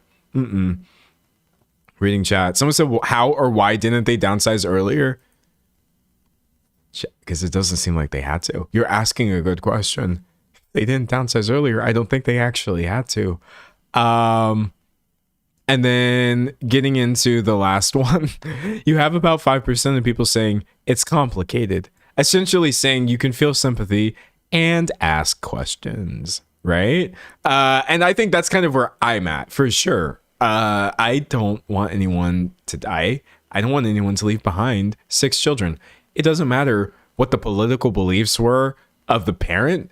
I'm never going to sit here and not feel something for 6 kids who lost their dad. This is horrific that this has happened. Again, multiple things can be true. This is just also separately a terrible thing being run by somebody who is already quite scammy and grifty with her anti-vax peddling and all of these things. This is still happening. That is still true, right? Like this one commenter said, rest in peace, James, and good thoughts for his wife and children. The immediate GoFundMe action did appear hasty, especially in light of their real estate properties. Losing a husband who has a large and young family must be scary. There may be many reasons for starting a funding campaign, and we don't know all the reasons. I wish the family well. People are saying either donate or don't. If it's not enough info for you, you don't have to donate, etc. Me personally, I would downsize, but I'm not rich and I don't understand it being my last dying gift, so I don't feel inclined to donate. I think that's kind of where I'm at. You're free to do this. I'm definitely not like, oh, GoFundMe needs to take this down or whatever, but like, I would not donate to this specific scenario with all of these things going on. This is so strange. Drink some more water. Someone said, does she sell supplements? She could. She has that audience sort of built in. Like, brother, this is such a weird story. Anyways, getting into this is where things start getting really weird. Or I would actually argue that things have already been weird, but now you're going to get a bunch of celebrities telling people you're wrong for criticizing this. Celebrities. Okay, so the first thing, but before this, actually, a rep for the Vanderbeeks came out and said, "Oh yes, we definitely." He did make that purchase. That was real. What was the exact number again? I really want to go over that to make sure I'm not like getting it wrong. $4.8 million 1 month ago. Yeah, we were able to do that. But the reason is because we got some help from our friends. James Vanderbeek secured down payment for family's Texas ranch with help from friends before his death. Okay. And so it says right here, the help of friends through a trust so they could shift from rent to mortgage.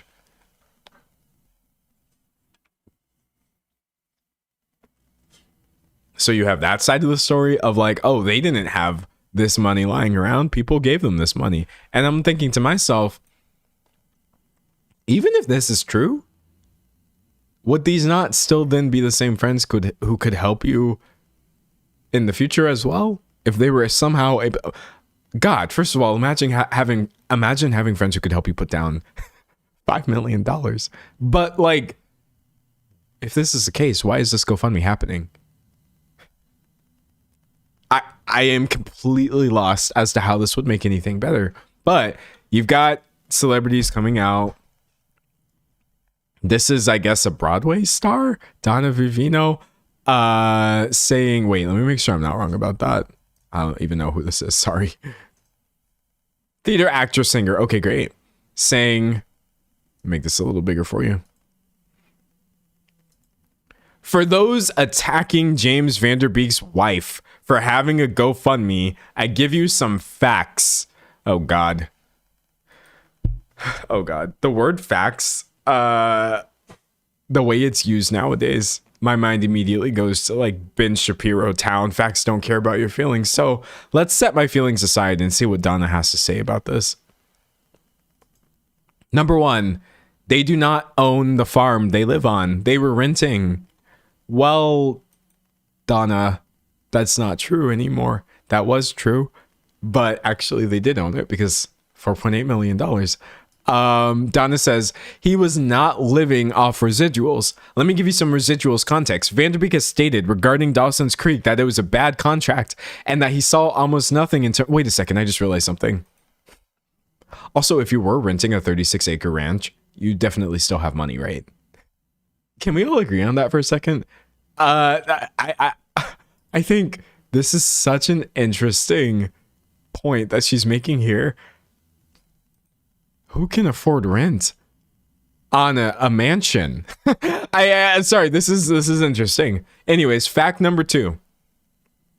He was not living off residuals. Let me give you some residuals context. Van Der Beek has stated regarding Dawson's Creek, it was a bad contract and he saw almost nothing, etc. Reports suggest that for many older shows, streaming networks have eliminated or significantly reduced the royalties and residuals actors traditionally received. That is true. I agree with this. Yes, in the streaming era, people don't make money the same way that they did. And a lot of very young people signed horrible contracts and were essentially exploited by the people they were working for. This definitely does not have anything to do with his current financial state, though. I think that's the thing. Is, again, this isn't really much of anything. Number 3. Recent financials. Due to lacking substantial long-term residuals from his major roles, Van Der Beek has been in a position where he needed to auction off his memorabilia from his career, including items from Dawson's Creek and Varsity Blues, to support himself and his family.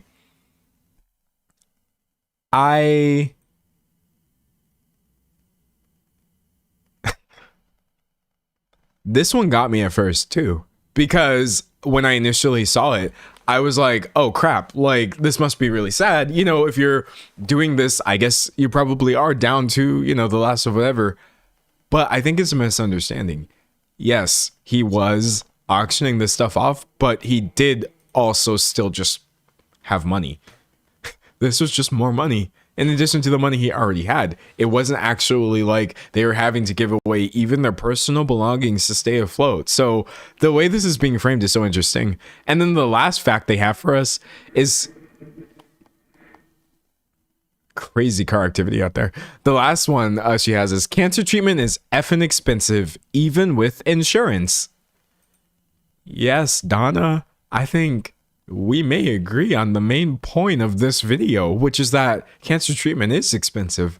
And if you actually are somehow one of the few people who can afford this on your own, why are you trying to rely on the goodwill and parasocial attachments of strangers just so you don't even have to cover that cost? To think of what this $2.6 million could have done for others is insane.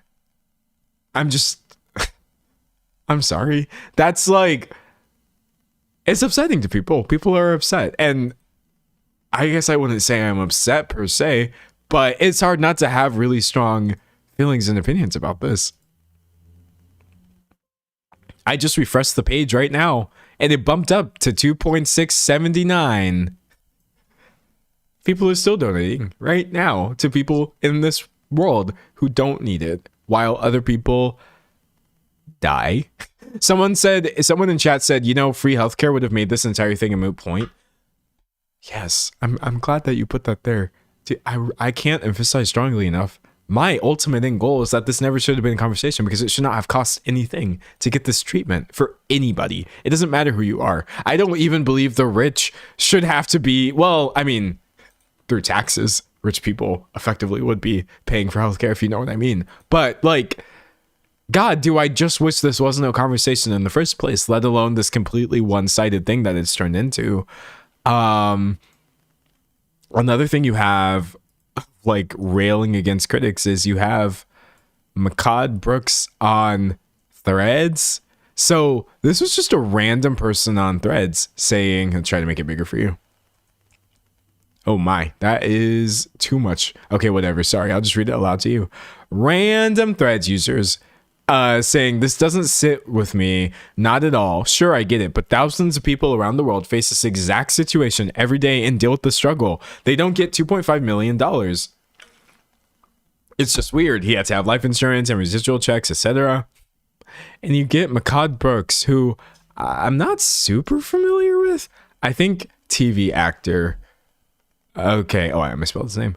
Yeah, TV actor, Law and Order. Okay, that's enough for me. Definitely known, right? Celebrity saying, I am one of the Vanderbeek's closest friends and the headlines are fake AF. You have no idea what the F you're talking about. You have no idea the pain they went through. It's okay to shut the F up when you can't know what the F you're talking about. It's okay not to try to seek attention off of other people's suffering or the generosity in response to it, because James touched them for decades. It's okay for you to stay quiet in the face of blind stupidity, meanness, and lack of empathy.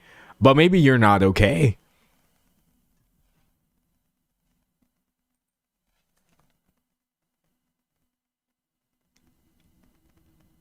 Dear Lord, I think the underpinning emotion behind people's criticism of this is like, oh, hey, so many people are dying and this money could have helped them instead of being thrown at people who don't need it. And to come at them with this sort of energy is unhinged. You definitely a celebrity. You definitely out of touch. But yeah, it's not lost on me that there is a certain type of person who's like, no, rich people do deserve the rest of other people's money as well. Just all the money should be theirs, essentially. I'm sorry, that is an insane response. It's completely unhinged. This person, they didn't tag nobody. They didn't make this anybody's problem. They were just sharing their opinion about it, which they are absolutely within their right to do. Someone said everyone defending this is so insensitive. It's the insensitivity of it for me, for sure. Someone said, I hope she uses that 2.5 million to get her kids therapy because they're going to need it. Former child who lost her dad at 15. He was 49. I'm so sorry to hear that. Yeah, no, oh man. All right, let me check my outline and make sure I've kind of covered the basis of this. We've gotten to the Vanderbeeks, Dawson's Creek, unfortunately the cancer, leaving behind wife, Kimberly, 6 kids. Kind of got into some of this weird maha, anti-school, anti-reading, weird homeschool stuff they're getting into, the Trumpiness of it all, the GoFundMe, making news, gaining millions, auctioning off the memorabilia, residual issues. We talked about the fact that they have a rental property that they allow other people to pay them $12,000 a month to live in LA, or Beverly Hills. They also have their massive ranch. They had money. Cancer treatment can be expensive, but that's not what's happening here. And they kept increasing the goal, people having mixed reactions, his reps saying, oh, it's not what it looks like, and celebrities defending him. Yeah, that was kind of the main points I wanted to get into. Now I would like to talk about, like, do we have any thoughts on this? Do we have any thoughts on this, chat, before I wrap?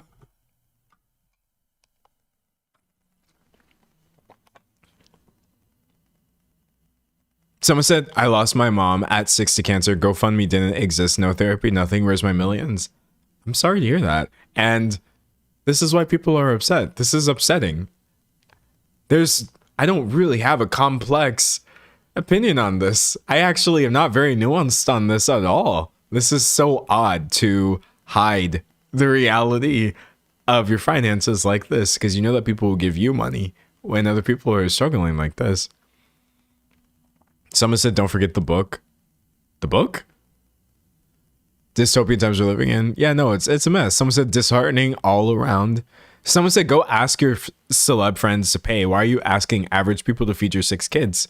Yeah, no, I would like to talk about that too. Like, if these people do need help somehow, and this is a complete misunderstanding of everything that's going on, or appears to be true from the outside, there are still people who can help them, who are not the average Joe. Donating $73, that's such a specific amount to me. Like, I'm sorry. I'm finna project, actually. I'm actually going to project right now and say, oh, I can't see the donations anymore. Oh, they're right here. They're over here.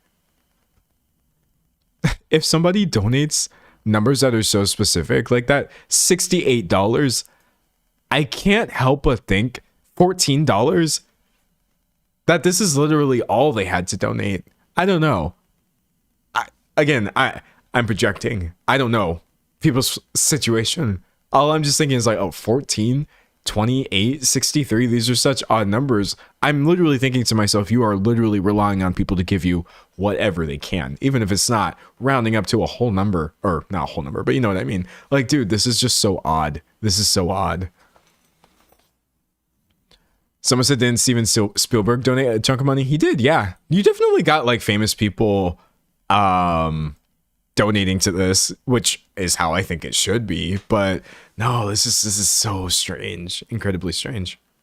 Someone said it might be someone outside the country donating different currency. That's true. It could have just been a conversion to a number that you don't typically see, and that's a good point too. Someone said I joined late. What's a general summary of this situation? I can give it to you in 30 seconds. Beloved actor died, unfortunately, at age 48, and his wife is asking for help with their kids' education. And she raised almost $3 million on GoFundMe, but she doesn't actually educate her kids. She said they didn't even know how to read because she doesn't believe in preschool. And it sparked a large conversation about the inequality, wealth inequality, and medical debt, and all these things. A lot going on. You definitely did miss a bit, but I'm going to edit it all for you and you can watch it later. Someone said, imagine giving $100 to a millionaire. Yeah, no. Someone said they look at you like stuff on the underside of their boot and you send them money. Yeah, I think that's just what's so... Well, if I start thinking about the psychology of the people who are doing this, it is literally people doing this out of the goodness of their heart. And to rely on this when you know that's why it's happening, I just find that to be so unconscionable personally. Some of her kids don't know how to read. Oh, you missed that part. Yeah, no, she was saying they're like 7 and behind in reading, but she doesn't believe they're behind. They just don't want to read yet. And I'm like, dude, of all things to be throwing money at, this is truly not it. This is truly not it. Someone said you edit these yourself. I do, yeah. I never talk about that, do I? I can talk about that a little bit. All right. Any other thoughts? If not, I'll go ahead and wrap for now. Someone said top donation 50K. Yeah, anybody who could give 50K, do that. Let rich people donate to rich people all they want. Hold on, let's see. 50K, 30K, 25K. Y'all know how to do all this? Go off, I guess. But like, holy crap, bro. He was writing a memoir. I didn't know about the memoir. All right. Yeah, someone said, nah, I'm just sad. Okay, that's where I'm going to leave it. Yeah, I don't really have any other crazy thoughts on this. I'm mostly just sad. I think that's about it. Let's go ahead and wrap. So I'm going to start recording an outro. I want y'all to say goodbye to YouTube. It's going to sound like I'm ending the stream. Someone's to talk about the memoir. I don't have anything to say about the memoir. I'm going to go. It's going to sound like I'm ending the stream, but I'm just recording this for the outro. Excuse me. I'm dying over here. All right. Woo. Every now and then I cough. I turned red a little bit. Every now and then I cough and I'm like, what kind of cough was that? Anyways, but Yeah, that's all I have to say. I just thought it was an incredibly interesting scenario that highlighted a problem that is affecting much, much more than the richest people imaginable. But hopefully you never have to think about celebrity GoFundMes ever again. I know I will definitely try not to. And yeah, I actually recorded this video live right here on YouTube, where I stream quite frequently, Tuesdays, Thursdays, and Saturdays at 12 p.m. Eastern time, unless I don't. In which case, I've probably just, I don't know, stayed in bed, gone to sleep a second time. It's not that big of a deal. But yeah, hopefully I see you in the next video or the next stream. And if I don't, it doesn't actually matter at all. Okay, bye. All right, we good. Recording done. We donezo. We donezo. We're so YouTube coded. That was so YouTube brain. Okay, yeah. No, my editing is like so interesting, low key. I use something called text-based editing. Do y'all know what that is? And that's why if you've ever watched my videos and you've thought to yourself like, whoa, it's crazy that this was on a live stream, because he still had his points. You know what I mean? He still had like beginning, middle, end. He was keeping a through line. It's because I use Adobe Premiere, and they have this feature where you can see a transcript of everything that you said in the video. And so every single day, when there's a video, I read the transcript of everything I said during my live stream. Usually my footage is anywhere from 60 minutes to 2 hours. And I'll go and delete the parts where I wasn't making any sense.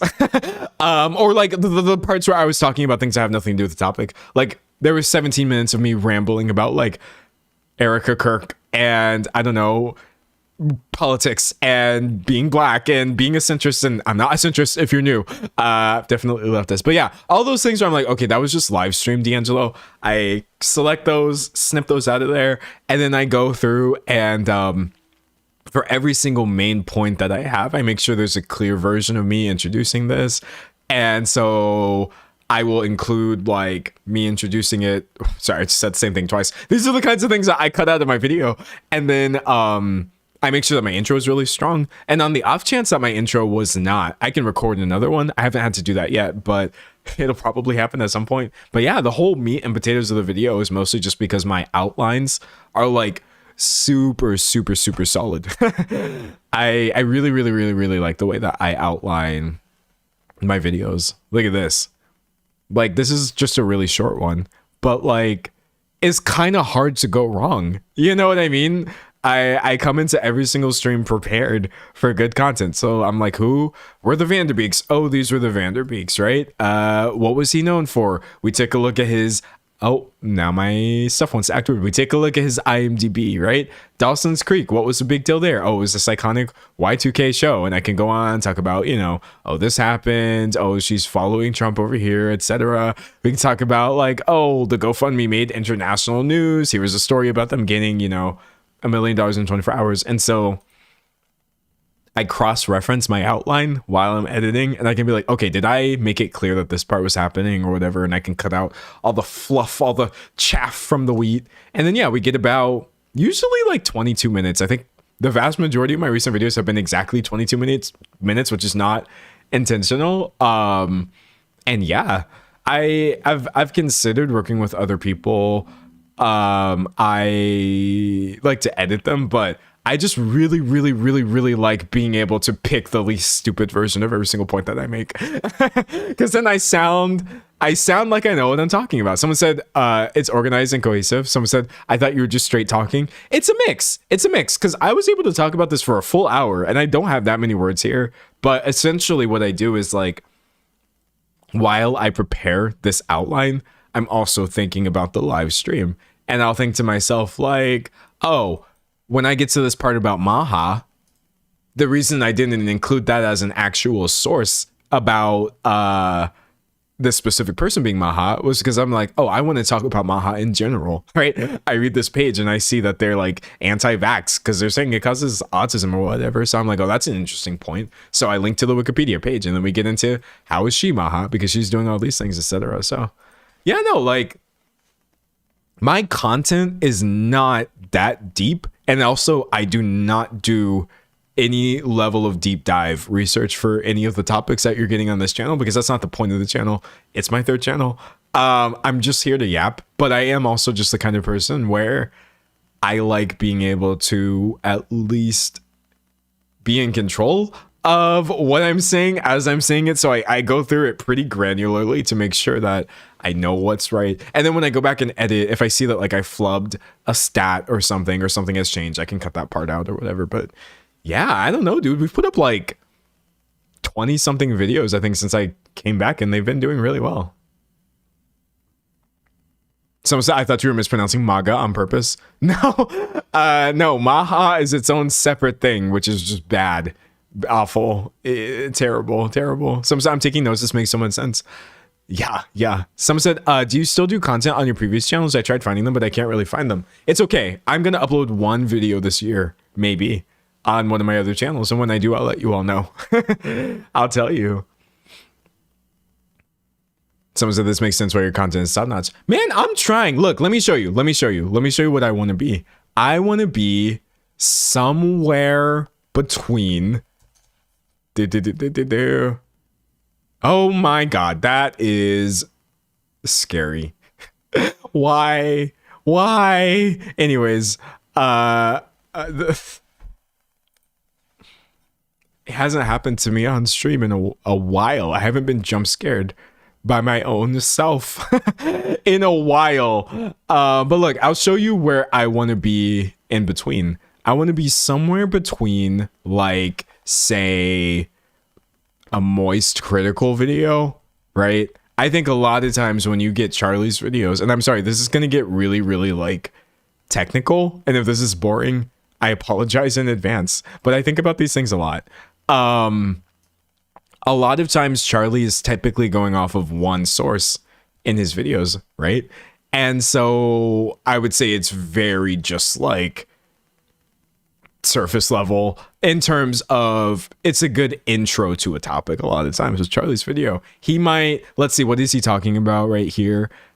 He's talking about something that PlayStation is doing, right? So this might be a good video to watch initially, and then you on your own can go and find more information about the PlayStation thing. So I would say that's kind of like maybe the floor of, I would at least need to have that much information. I would say a really, really, really high example that I am absolutely not doing as much work as, and I'm not comparing the videos on this channel to this person, I'm saying I'm trying to be in the middle, would be, this is the other extreme where Drew Gooden has so many sources for everything that he's saying. His videos are surprisingly academic. They are quite essay coded and structured, and he does a really amazing job of backing up everything and editing it, and he's on point, and everything is trim, and there's not like a bunch of extra content. If it sounds like I'm glazing, I am. It's really amazing content, right? I can't do that 3 times a week, and so I never try to do that 3 times a week. But you also get people like Charlie who are posting like multiple times a day. And so my goal for sure with my content, I just want to be, sorry, I'm like going all over the place. I want to be in the middle. If Drew is like insane, clear, perfectly researched levels of video essay stuff, and Charlie is like an introduction to a topic and nothing more, I want to be somewhere where I'm like, I may have 10, 20, 30 sources, or I may just have 2 or 3. It might not be that deep, and I kind of let it fall anywhere on the scale where I feel like the content naturally leads itself, right?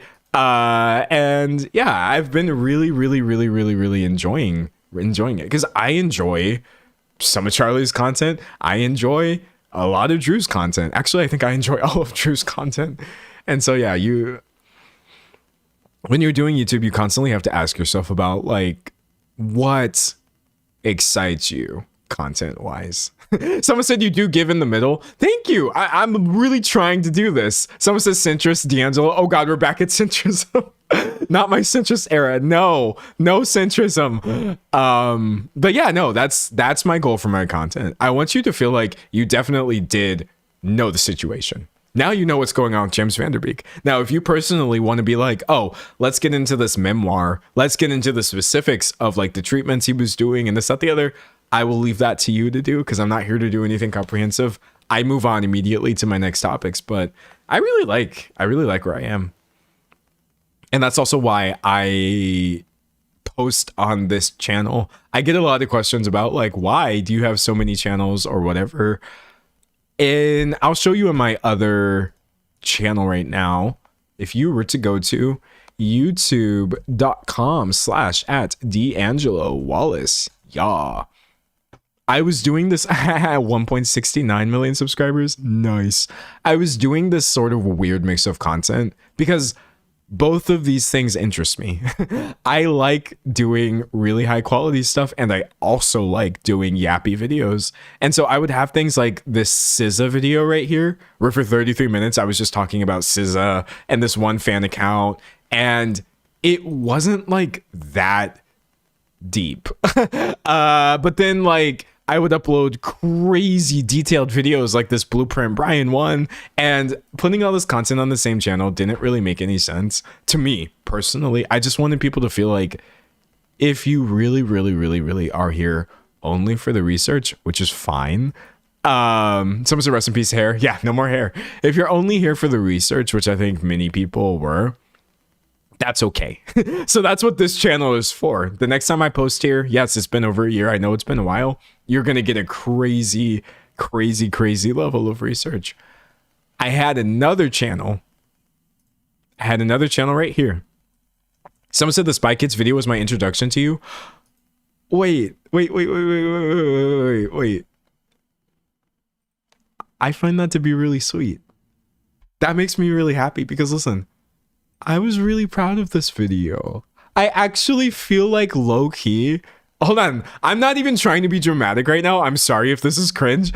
I'm a little emo over that because low key, I put so much work into this video, and I really wanted to talk about something that I enjoyed. I know, like, I was still completely trashing the entire franchise. I'm sorry, chat. This is just how I am. But like, Spy Kids actually holds a deep place in my heart, and I wanted to make a 90-minute video about something I truly enjoyed, that brought me joy, that didn't depress me, and I still wanted it to be good. I was in this video gaming. I downloaded like old Game Boy games. I was doing like movie reactions. I was giving you like these little history segments and looking into like how these are performing at the box office. It's such a good video. Dude, I love this video so much. So just the idea that this was the first video that anybody ever watched, if this could have been someone's first video, my heart. But yeah, that's why I'm over here on this channel. Here, I'll show you an example of a D'Angelo channel gone wrong. Okay, this went really wrong and bad for me. If you go to youtube.com/D'Angelo Wallace again, this is another channel. Let me show y'all something really funny. This channel has 2 million subscribers, 1.99. It used to have more, but look. This is literally some of the highest quality content. Actually, hold on. Y'all can stop me if I'm getting too big-headed. This is actually some of the highest quality content on the platform. I didn't say the commentary niche. I didn't say in my career, baby. No. This is actually some of the greatest content that has ever been uploaded to YouTube. I was on super hot fire. This channel was so peak to me, and I stand behind so many of these videos. Some of them, my opinions have definitely changed in 5 years.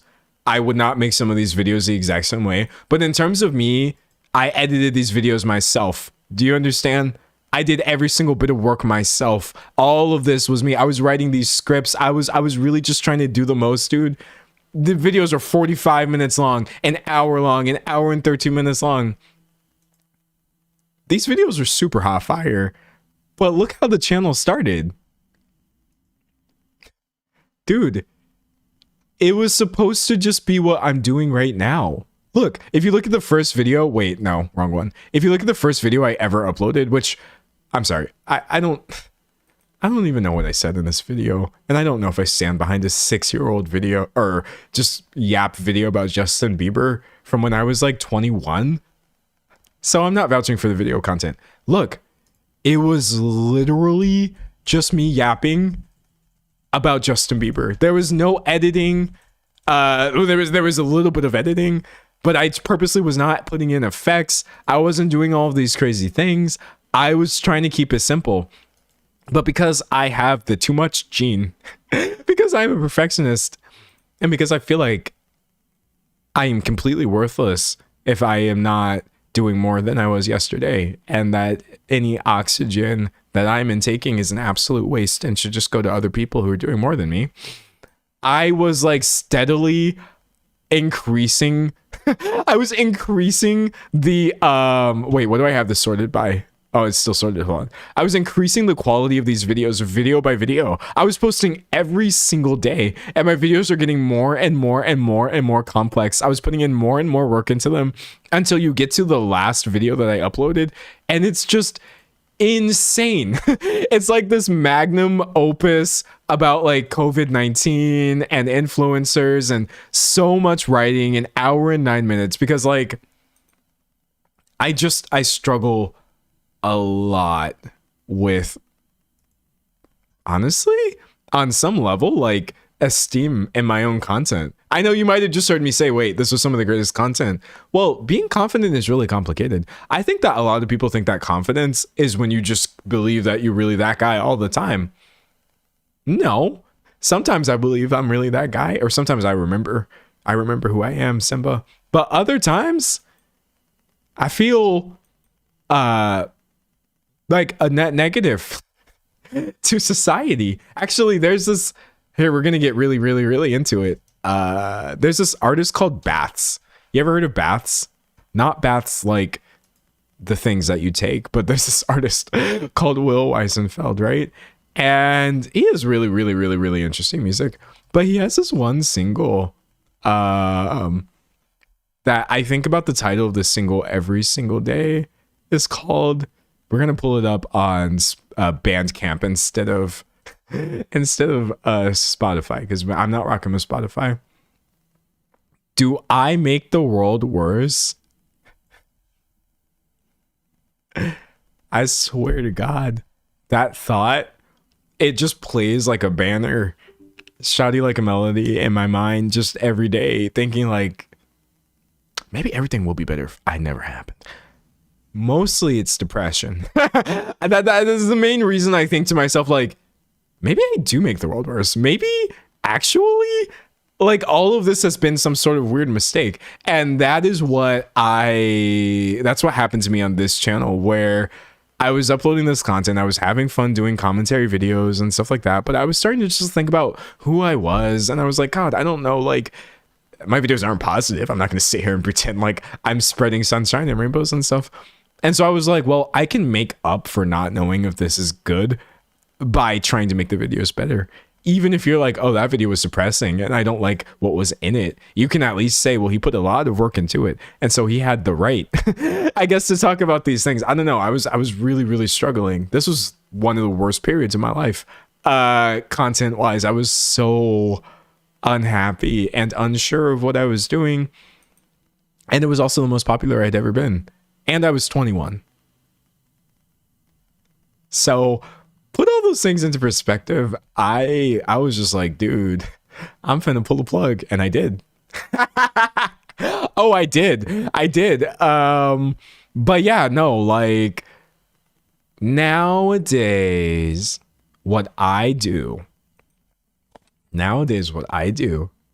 to remind myself of exactly who I am, despite me having a big head, just being like really gassing myself up, I make sure that I don't fall into that influencer trap of thinking that I'm actually God's gift to the world and that anything would be different if my channel disappeared. Dude, I'm one of a million plus people making videos for you all. I'm glad that you all enjoy them, but what I'm doing is, it doesn't need to happen, and I understand that. But what I tell myself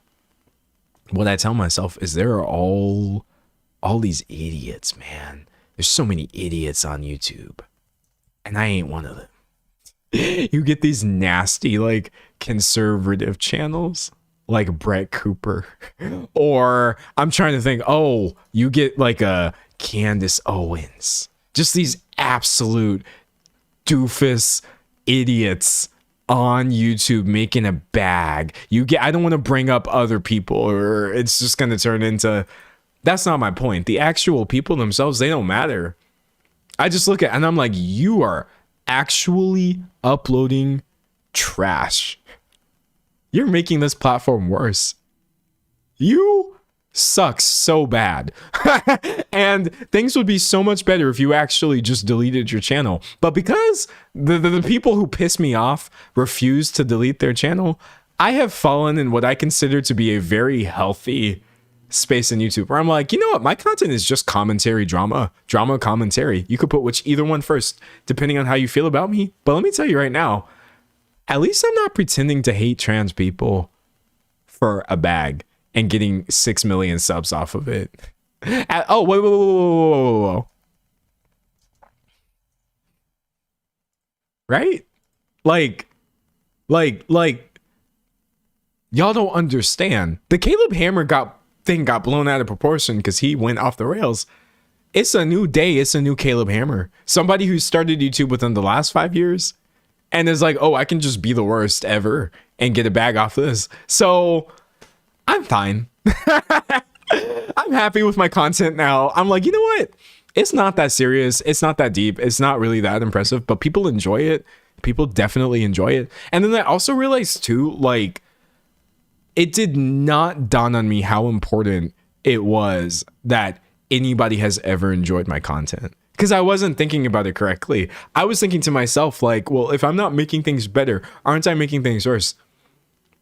People could tell me in the comment section, Dan, so I love this video. I enjoyed this video. And it would completely go over my head. It didn't mean anything. It's not that it didn't mean anything. I just didn't know how to interpret it because I couldn't see myself as being capable of making things that made other people's lives better in any possible way. But what I've realized now, being here as long as I have, dude, even 5 minutes where I was happy, I won't use the word blessing, but that's how I interpret it. Even a 2-minute period where I was happy, I see that as being so vital to my continued existence. So if anybody watches anything I put on the internet and for 2 minutes you didn't feel hated, for 2 minutes you felt like you maybe were listening to something sane, or that I don't care how you feel about my content. If for 2 minutes the internet didn't actually depress you actively, I'm like, maybe I'm just going to keep doing what I'm doing, because I get happy when I'm like, okay, we're talking about something depressing, but not everybody involved is depressing. But yeah.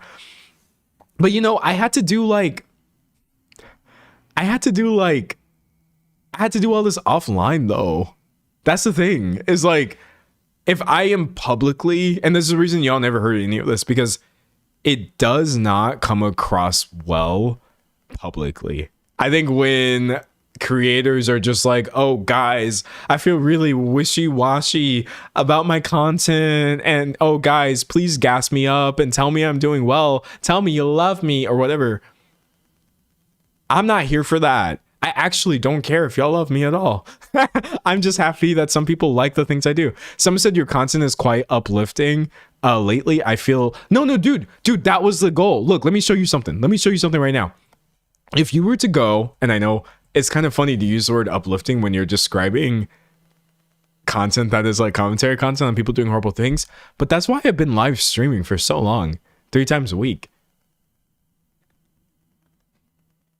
For every single bit of negative anything I put on the internet, I've also put an equal amount of like fun on this channel right here. I didn't know I could do that before. I didn't know that there was any sort of like, I don't know. That's the thing that I hated so much, was I just felt like I was literally just like a button that people would press when they want something depressing. And I didn't know how to like, that's not what I was. And I was just a really negative self-image I had that was like played into by my own depression and stuff. But what I realized was, I was like, dude, I can be my actual self on the internet. We can clip out the parts that do well algorithmically. The parts where I'm like, screw this person sucks, this is bad, everything is awful. That's fine. That's my job. That's how commentary works. And even though that's not what I say in my videos, though. To be clear, I don't actually make videos where I believe everything is awful and everyone sucks, because I don't believe that anymore. But I was like, I can end the recording and then just yap for 2 hours about anime. I've been yapping about anime. We've been talking about films. We've talked about books on this live stream. We've been reading like dumb Reddit posts. I've talked about like gender stuff, LGBT stuff. I've listened to some of y'all talking about your personal things. Like, we've talked about drawing. We've talked about music. This is what I thought YouTube was going to be when I was younger. I was so deeply unhappy. I was so deeply unhappy a few years ago because I was like, why is it only negativity? But I realized it was a psyop. I had psyoped myself into being in a box. So forget the box. I talk about whatever I want to talk about, whenever I want to talk about. And honestly, I do it for me. The fact that it works for other people makes me incredibly happy. But if it was working for one other person, I would be doing it. One other person. Joe Schmo yo on the internet was like, hey, I was in your live stream today for a few minutes and I liked it.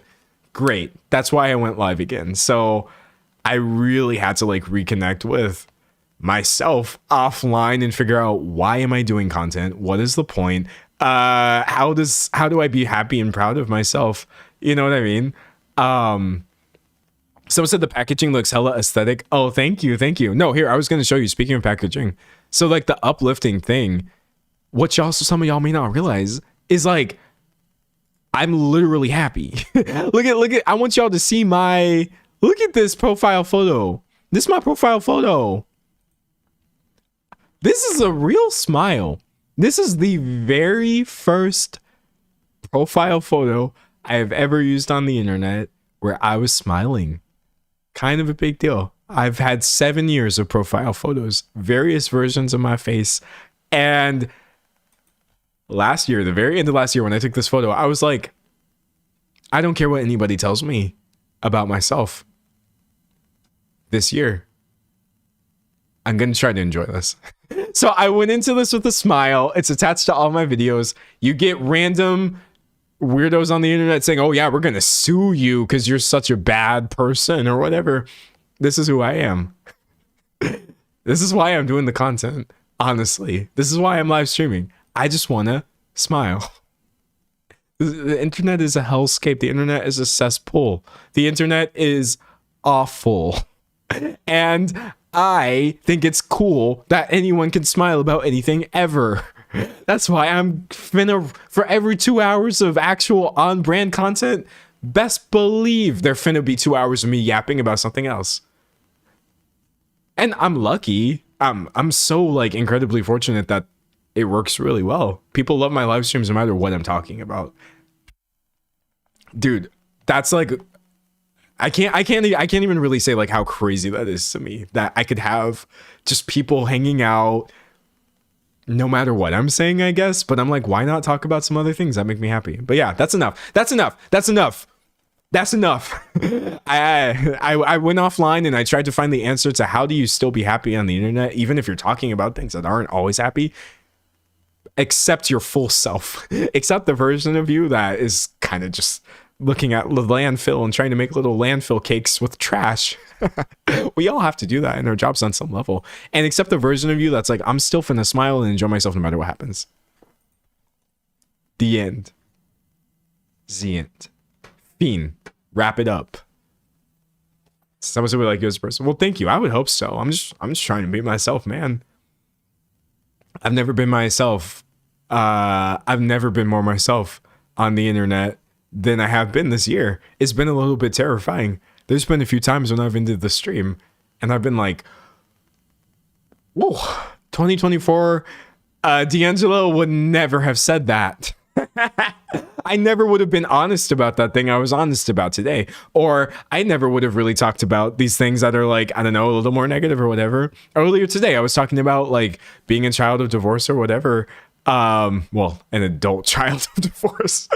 And I was like, dude, I never would have said that in 2024. Never. I wouldn't have been comfortable. I would have been like, whatever. I just go through everything I go through myself. But like, for every single thing that I say or experience or whatever, there's literally anywhere from one to like hundreds of people also saying like, oh, I know what you're talking about. I know what you're talking about. And it is those like one individual people that I have lately been streaming for. There are too many people in this live chat right now for me to try to have the same opinion from everybody. I don't want or need that. I just like, I want those little moments every now and then of actual connection where it's like, someone understood what I was talking about. It doesn't have to be everybody. And I don't know. It just makes me really happy. But yeah, I can't believe I want to live. Do you know how insane that is? Do you know how insane that is? Do you know how insane it is for me to actually enjoy waking up? I know I sound like a crazy person. I am crazy. I'm ill. I'm so ill. But actually, I've been enjoying waking up and doing my job. It's wild. I can't believe it. I don't know. I'm never, ever going to take it for granted. I don't even care if it gets worse. I don't even care if it gets worse from here. I'm never going to forget this time period right now where everything is working. I can't believe it. I've been trying to make this happen for 7 years or for 27 years, depending on how you cut it.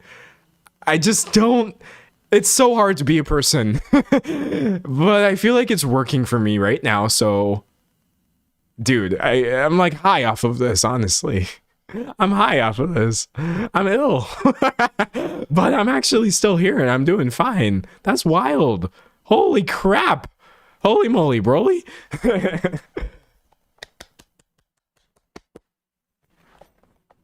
That's all. That's all. Someone said, no, it's wild. I spent so long waiting for the moment I couldn't take it anymore, and instead I got better. Plot twist. Yeah. Yeah. No, like some of y'all know exactly what I mean. What do you mean? I woke up and I didn't hate it today. It's wild. It's wild. No, it's wild. But all those neurotypical people who told me it gets better, they can still take a hike. Let me tell you this right now. Every single neurotypical person who was like, oh, it gets better, you'll be okay. Screw you. Screw you.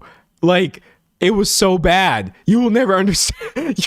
You will never understand how bad it was. And that's also why I'm really careful about when I tell people who are still going through things.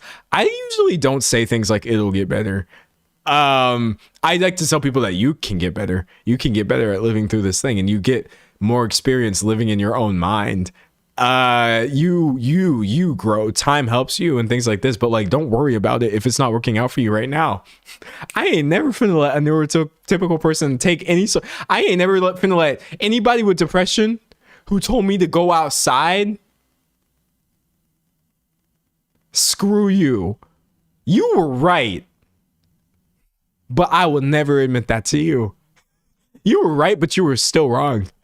Any person with depression, or any person who did not have depression, who told me like, oh, start working out, start taking care of yourself physically. Just because I did that, yes, I did that, and I seem happier right now, that had nothing to do with you. That was a fluke. Okay, you understand? Because for the longest time, I couldn't even begin to do the things that people were telling me to do. People were like, oh, go outside, do a hobby. Don't lock yourself in your room all day. Talk to other people, have friends. Okay, great. I am only here right now because I literally had to drag myself out of bed doing things one day at a time. Like, it is not as simple as go outside or have hobbies or talk to friends. It might seem that way now, but that is just not the reality I lived in. That wasn't how it happened for me personally. Someone said, it's you, not them. You did that. No, exactly. Like, I'm glad that any person who contributed to my journey of doing better or whatever, I'm grateful to them. So all the people who were giving me advice or whatever in my personal life, I'm really happy. But no. Also, can I tell you all something else that did help though? Okay. I'm going to be really careful. This is not medical advice. I am not giving you medical advice, and I am not shilling supplements. You cannot pay me for this information. You can't buy anything through me, but I want to tell you something right now. For the longest time, people were telling me about vitamin D. Which I absolutely had a deficiency of. And they would give me advice towards the end of the year where I would be like, that's always where personally I just start breaking apart. And I'm like, I literally can't do this anymore. But one of those times I had like posted a comment on a community post about like, sorry, y'all, it's the end of the year. You know how this goes. And somebody was like, oh, like check your vitamin D a little bit. That helps me. And I took that comment as advice. I was like, check my vitamin D. Listen, not medical advice. I'm just telling you, this was the first winter period that I ever got through without having crazy levels of seasonal affective disorder, seasonal depression. It tried to jump out this year for sure, or last year, but I actually felt like I was managing it. And I was like, oh my God, whoa. So someone said that's how I feel about gut health. Yeah, no. Like, all I want you to know is there could be other things that can help you. Someone said most of us are vitamin D deficient. I know I was. I absolutely was. When someone said doctor told me my vitamin D was horrific. Yeah, horrific is the same word that I would use to describe what was happening with me. So bad. So all I'm saying is this is your chance to definitely get some stuff checked and look into some stuff. Let people who actually have medical advice help you, but or who have medical expertise help you. But yeah, no, man, I was like, wow. Someone said B12, it's changed me. Yeah, no, any sort of like, I don't know, because like, listen, we ain't on no Maha stuff over here. There's none of this MAGA coded make America healthy again.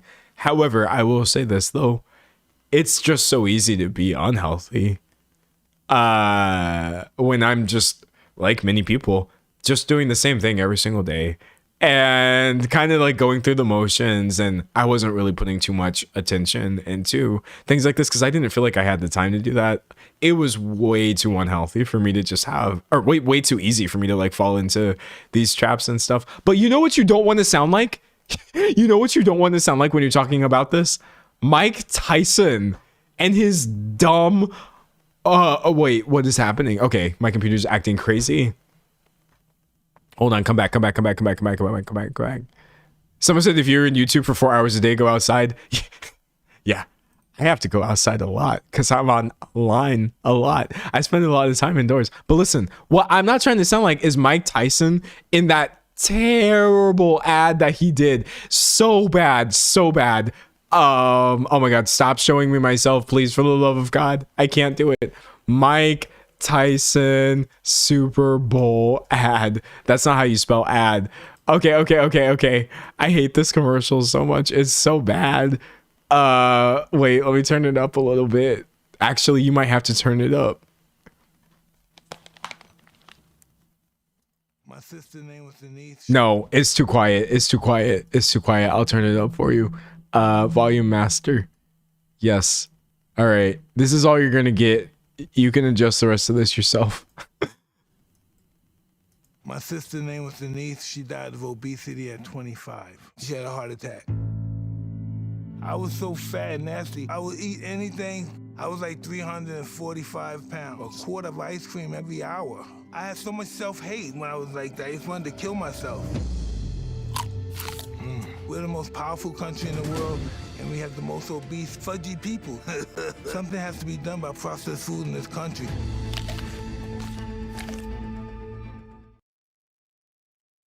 This is Maha. It says right here, and you may not be able to read it. It's very small. Paid for by Maha Center Inc. So earlier, when we were talking about the Beek GoFundMe scenario, and I was mentioning, oh yes, the wife in question, she's Maha. This is their messaging. Not, oh, be healthy for yourself, because you should be well. We want things to be easier for you. Don't be fat and nasty because you're making America look bad. I was so fat and nasty. I was 340 pounds eating a tub of ice cream every day. Saying we're the most powerful country, but we have what? What did he say? Like the fattest, most fugly people? There's no way that this actually played during the Super Bowl, but it did. But it did. And this is where we are now. In terms of how people talk about this is so bad. This is so bad. So that's why I'm really careful when I'm saying like, oh, just do things that you can do that are healthy or whatever. Chat, this is not how I think about people. This is not how I think about people, because that's not how I thought about myself when I was unhealthy. I would never. Insane. So to the best of your ability, and one step at a time, do what you can. That's all I would ever say, because you know what the thing is that's so annoying? Everyone already knows. I feel like the concerned trolling over people's health is so cringe because, like, I think you probably already know. Like, we all know that we have things in our life that we need to be a little bit healthier about. We don't need Super Bowl ads calling us ugly. This is insane to me. I definitely did not lose any bit of weight because people were calling me ugly. Hello, the fat phobia is just absolutely ridiculous. But yeah, no. How do you turn being healthy into hate?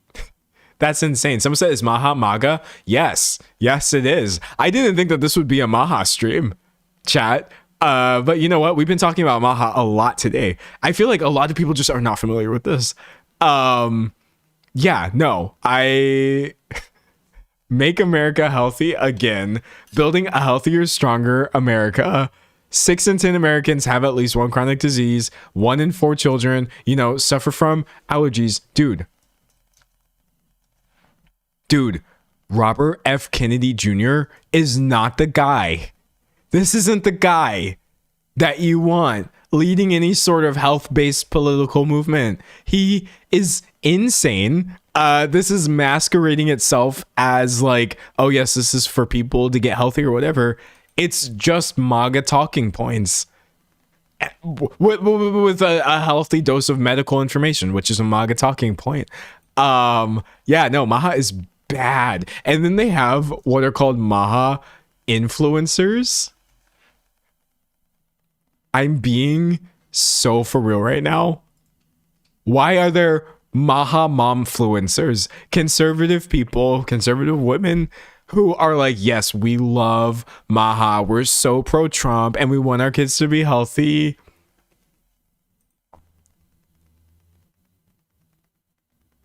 Like, America the beautiful. There's so much to think about when it comes to this country that I feel like things like this slip under the radar because you're so worried, as you should be, about the bigger issues. There are much more prominent issues right now that are happening, and that's why those are the things that mostly get talked about. But dude, there's stuff like this happening all over the place. Everything is like this now. Education, health. The people who are making these decisions are, dude, I don't know how to just, like, our White House communications director, insane, curses people out in his statements to them, chats it up with tabloids. You've got this going on the health front. You've got PBS being defunded. Kids media, we don't want to do that anymore. Like, every single possible bad thing that could be happening is currently happening right now. And it's wild. It's wild. Someone said Maha Blast. You're better off drinking Baja Blast than taking any sort of health advice from RFK Jr. That's all I have to say about that. Someone said it's also affecting 42 million people who are on SNAP who cannot buy certain groceries now. That's terrible. That's terrible. It's like hearing Ro Jogan say Jesus could come back as AI. He didn't say that. Did he? Or are you saying like that's a hypothetical? I'm assuming you're saying that's a hypothetical and this isn't something that Joro has actually said. There's truly no way. Someone said Dunning-Kruger effect. Yeah, no. Oh, no. Someone says crazy that it's only been a year of Trump, like it feels much longer. Yeah. Chat, he did not say that. He didn't say that. Joe Rogan, Jesus could come back as AI? Wait, what? Oh, no.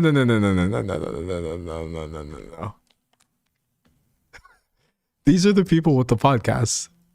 Jesus was born out of a virgin mother. What's more virgin than a computer?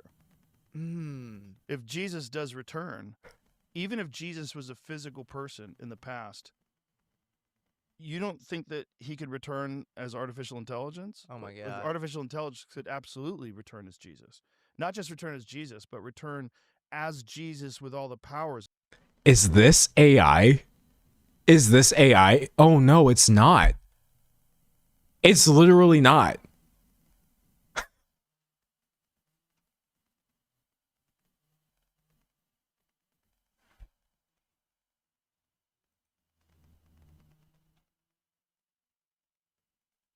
Bro, you gotta say psych. You gotta say psych.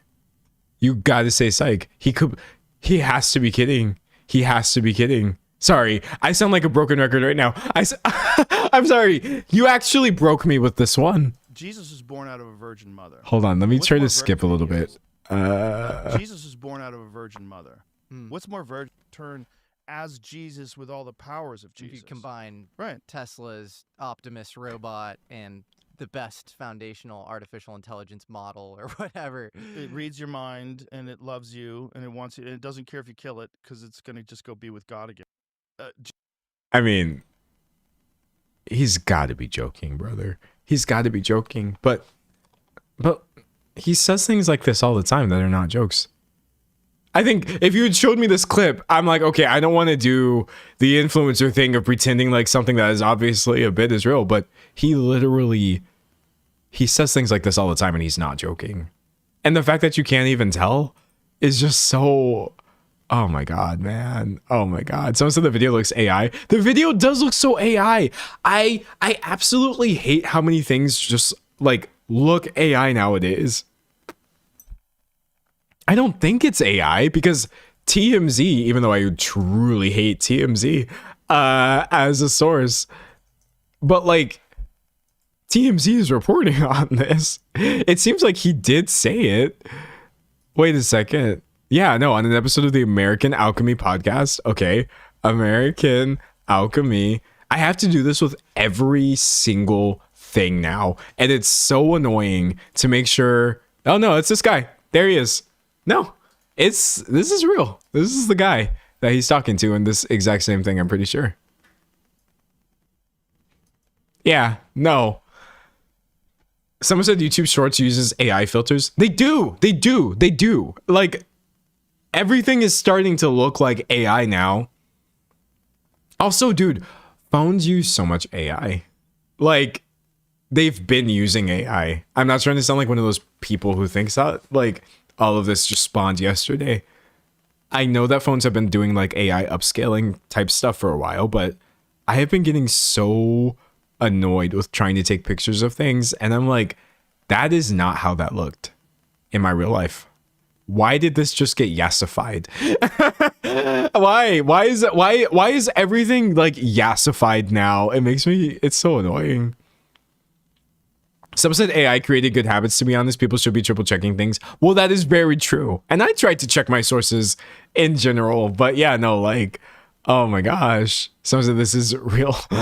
This is a real, I just took a bong hit kind of thought. Yeah, no, not Jesus could come back as AI. Joe, please say psych right now. You have to say psych. For the love of God, you have to say psych. Also, I got to be really careful with how I word this. TMZ is one of the most disgusting disgusting like publications ever. Just no sort of morals or journalistic integrity. It's not journalism. It's just like tabloid garbage and stuff. But I will say, this isn't me hyping them up. Why are they usually right so often? Now the answer is mostly just because they do not verify as hard as other people do. So they're able to publish stories before other people are still doing their fact checking, which you should be doing. So, but because of this, you have this really, really, really, really weird scenario where TMZ is often like kind of ahead of the curve, seemingly. It's so bad. I hate it. I hate it so bad. Sometimes someone said they're fast. They're so fast. Sometimes I'll see like people are talking about something happening online and I'm like, oh, I don't know if that really happened. And then TMZ will post about it and I'm like, oh, it probably happened. That's awful. That's awful. TMZ is not a good source. I hope, I'm trying to think back. I almost never use them as a standalone source because I would never do that. But I hate how they're able to like get in there early. It pisses me off. Someone said they're typing up stories like it's an essay that's about to be overdue. For real. Nobody over there is sleeping. Nobody over there is sleeping. Someone said they'd be right though. They do. It pisses me off so bad. I'm like, I'm never finna sit here on the live stream and hype up TMZ. Also, you know what's really funny? TMZ also live streams. And they're technically doing the same thing that I'm doing. Let's see. If we just go to their live stream right now. I mean, not we. I mean me. TMZ. Look. This is so funny.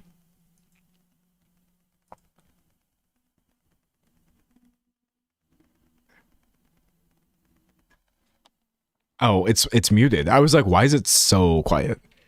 It's like, what do you believe? By the way, not sick, but Well, I mean, he did. when I thought of the two. It's literally just them sitting in an office, yakking it up, talking about the topics and recording their videos and stuff live. I've watched TMZ streams of them being like, okay, roll the camera. And then TMZ newscaster number 5 is like, today this happened and we've had an update in this scenario. And they're like, oh, we need to roll that again. Okay, today this happened. We've had an update. Me realizing that like Get drunk, like, a butterfly could have flapped its wings and I would wait. Dude, 18% of the vote. That's crazy. Sorry, I realized I was trying to talk over it. That was probably distracting. Me realizing a butterfly could have flapped its wings a different way. And I would be right here on this news floor. Granted, I would truly love to believe that I would not be working for TMZ. I wouldn't want to do that. I don't think my mom would be proud of me. So I wouldn't do it. But like, I did technically go to school for this. Mass communication with a concentration in digital film and television production. This is digital film and television production. These would have been my bosses right here. They would have been like, do your little internet research and help us produce this story about this GoFundMe. And I would have been like, sure thing, boss. And then it would have been me on TMZ. They would have been like, who is that one? That annoying one. He never shuts up. Do not give this guy his own channel. And I'd be up there like, yeah, people are really mad about this GoFundMe. I get scared every day. But you know what's really funny though? Don't get mad. Don't get mad. I have had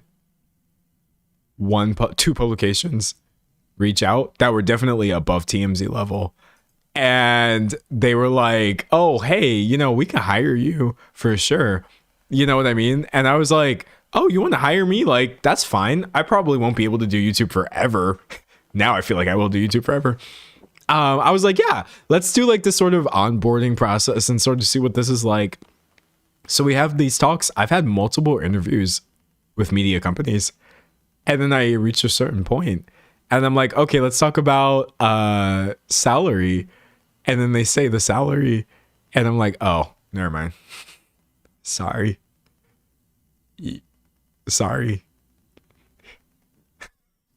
I'm like, oh, y'all can make more than that just running a channel by yourself. I feel like such a douche. But I was like, oh, because y'all were splitting this like between 50 people. And that is why the salaries are what they are. I was like, nah, I'm sorry, you can't afford me.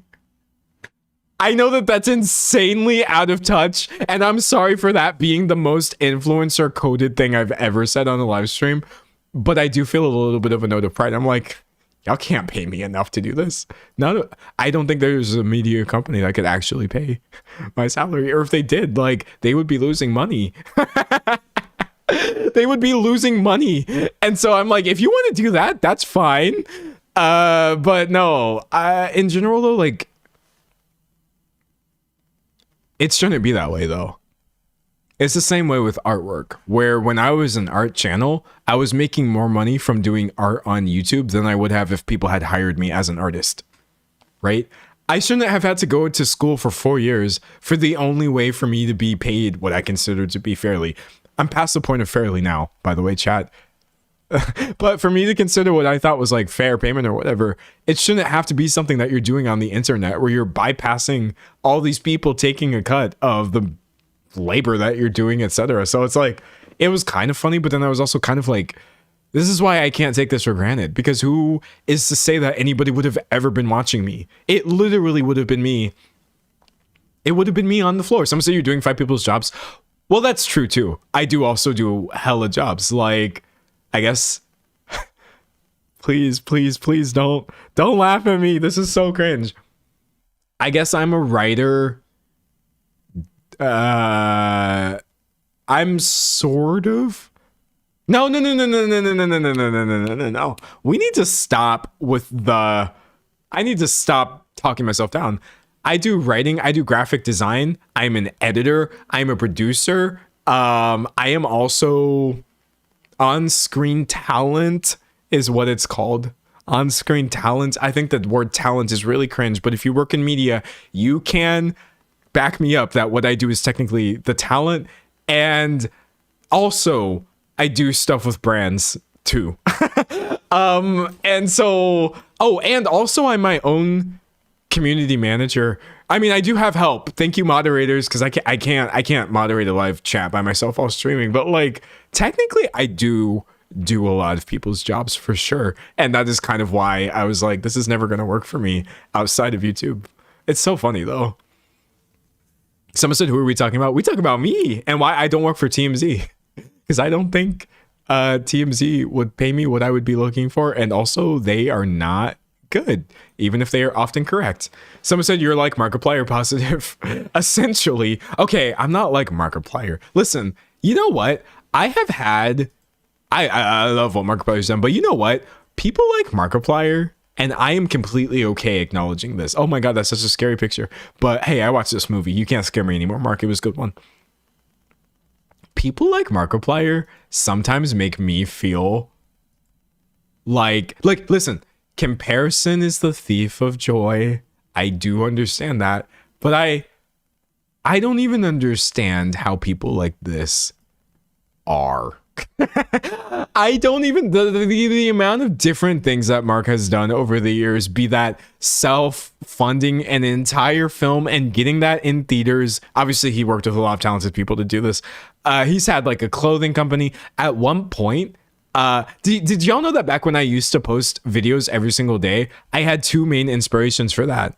My one inspiration would be Corey Kenshin. Some of y'all might be like, who?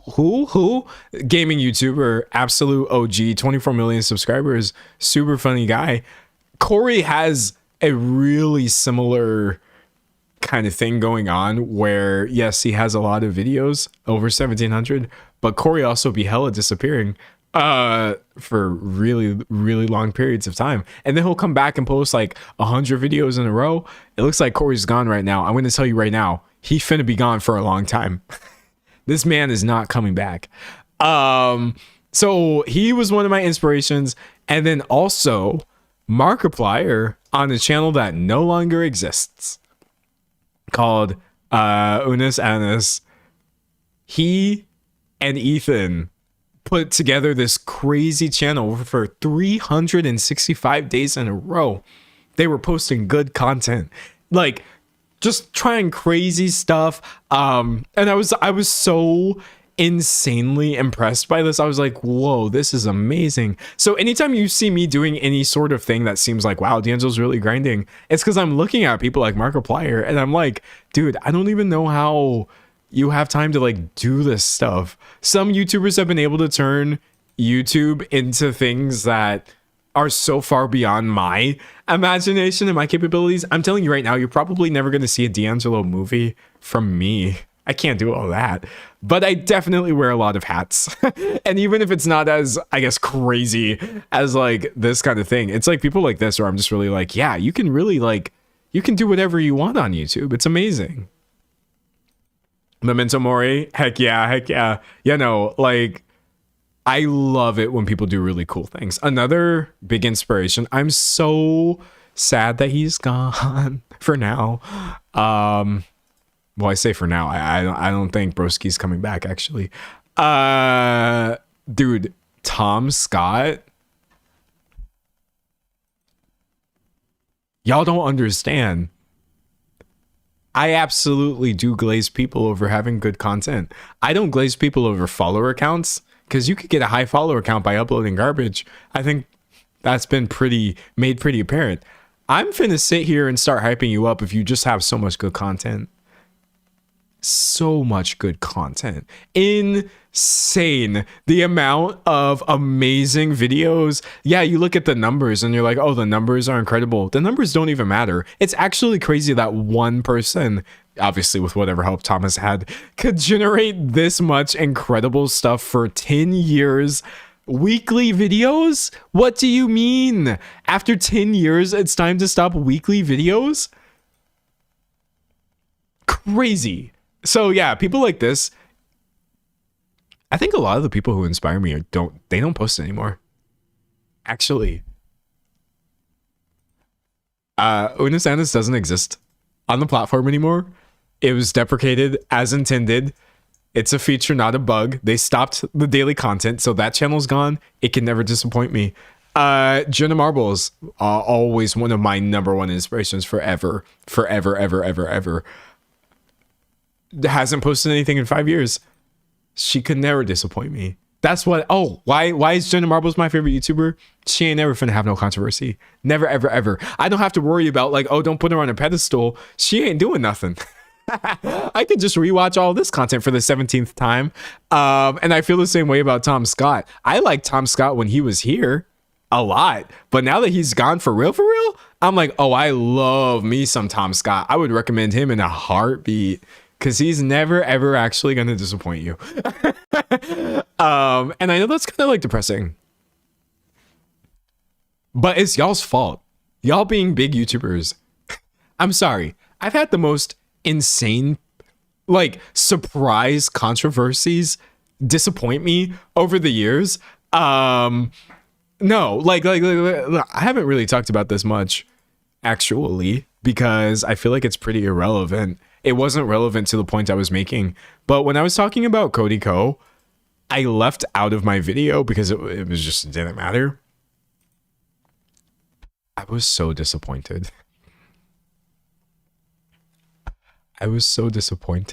So many people were really disappointed.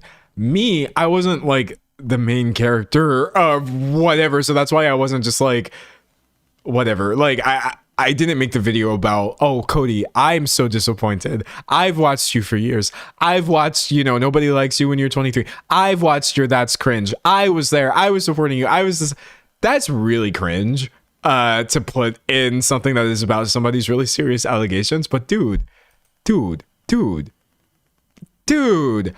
was so disappointed. I was like, it was after that I was like, I honestly can't support people who are like currently making content. And I know that sounds dumb. With the exception of me knowing people personally, brother, I can't keep putting myself in this position. This is insane. Somebody said Cody Co was my high on weed comfort YouTuber. Watching now, I feel scared and weird. Yeah, no, brother, it's not for me personally. Some say I feel you. I grew up on him as a teenager. It was incredibly disappointing. Yeah, no, I like YouTubers who showed up, made their mark, and then moved on. That's great. This is my Mount Rushmore of people right now. There's definitely a lot of people whose content on the platform I recommend because I think that they're creating incredible content. But I think that's a much, much, much different thing for me actually specifically liking a YouTuber or what I think is liking a YouTuber. No dog. It's not for me anymore. Someone said, didn't Jenna Marbles leave because she did blackface? I mean, that was a whole thing, which I think she already explained.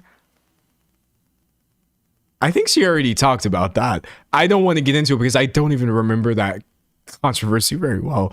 But it was like self-tan or stuff that she had done, plus also something with her fish as well. But I don't think that's what happened. Or maybe I'm wrong. Someone said it was a blackface impersonation of Nicki Minaj. Was it? Someone said the whole point of Jenna leaving was she knew she must. No, I think that's what it was. Is like she essentially, hold on, correct me if I'm wrong, because this was like 5 years ago. I think she essentially said she didn't have a way of fixing it, right? Or correct me if I'm wrong. I think she said she did wrong, then kind of was just like, I don't really know. Someone said it was a fish. I mainly remember the fish. Yeah, she apologized and then just kind of dipped, I guess. But nobody was like, someone said she canceled herself. Yeah, I don't remember there being a controversy over it. Yeah, the Nicki Minaj impression was not right. Jenna Marbles was wrong for that. Which I concur with. But I guess instead of sticking around and trying to turn this into, someone says she wasn't unproblematic. That's the point. Yeah, exactly. Instead of sticking around and trying to turn this into like, oh, well, everyone's going to still support me because I'm Jenna Marbles and I can just get away with it. She essentially was just like, damn, sorry. And then stopped posting content because I don't think she said she saw a way like past that or whatever. Yeah, no, it's really interesting. The fish caused drama, then she took accountability before. Yeah, no, it was interesting. But yeah, no, I think like, I don't think there's anyone actually, see, just several things in one video. Okay, thank you. That's why I didn't remember this. Someone handled it ahead of time, then left the internet. Yeah. 5 years ago was a long time. Also, wasn't 5 years ago during COVID? Unless I'm wrong, I feel like that is when she disappeared. Jenna Marbles. Oh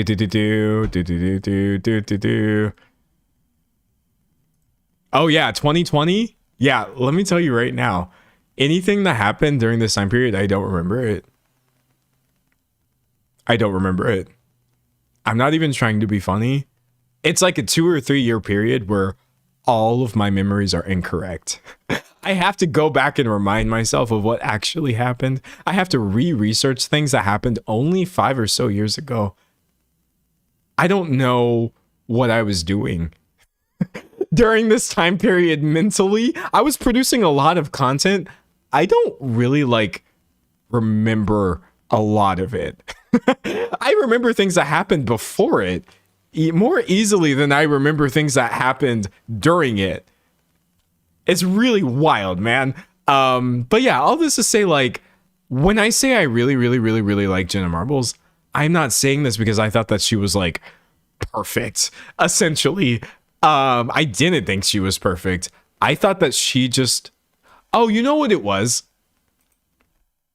I do remember now. Oh, it's all coming back to me now. Some of her super duper crazy fans or whatever were saying like people bullied her off the internet. People were saying, oh, you bullied Jenna off the internet. And I remember actually saying in the comment section somewhere, like, no, that's not what happened here.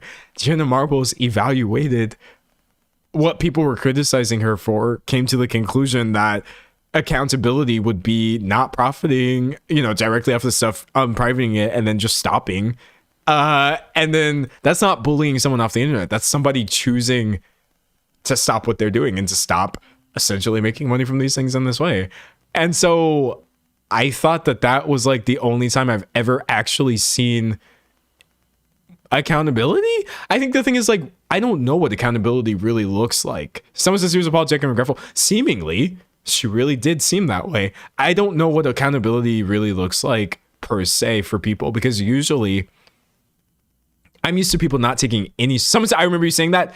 Thank you. I absolutely said that. I remember saying, no, this was Jenna's choice. She said she did the wrong thing, and she did. And she believes that not posting content is the right thing now. I want to just be consistent. Usually I'm like, people should take accountability. If you think accountability just means, I don't know, throwing out an apology and then just moving on and ignoring it every single time it comes up, that's fine or whatever. But this was the first time I had ever seen somebody like actually take accountability. And that's kind of why I like Jenna. I had forgotten about that, actually. I was like, wow, she really, really, really did put her money where her mouth was. I don't know if you know what's interesting, chat? I don't even know if I agree with her, what she thought accountability was. You know what I mean? Personally, I don't even know if I'm like, she had to do all of these things. But I like the moral component of, if this is what you think is right, you're going to do it, and then doing it. And that's why I have a bit of respect for Jenna Marbles. She left it up to you to decide how you feel about her apology. You don't have to ignore it. You can just, there's nothing to watch anymore. It's really, really interesting. Really interesting. Someone says she didn't want to smoke. I mean, that's one way of looking at it, but I don't know. She was really forthcoming in that video. Anyways, I saw a comment that someone said, am I a looks maxer? Chat, I'm not a looks maxer, and let me tell you why. Because on the one hand, looks maxing is harmful, obviously, but it's also just because it literally, this is all I can see. This is the only thing that pops up in my mind when looks maxing comes up as a topic. I see Zoolander. I see this specific cover right here. I see Ben Stiller doing the face. Oh, here he is right here. I don't know if the people who are doing looks maxing realize that they are just doing Zoolander cosplay 24/7. And that is part of the reason that I'm just like, no. It's a no from me, dog.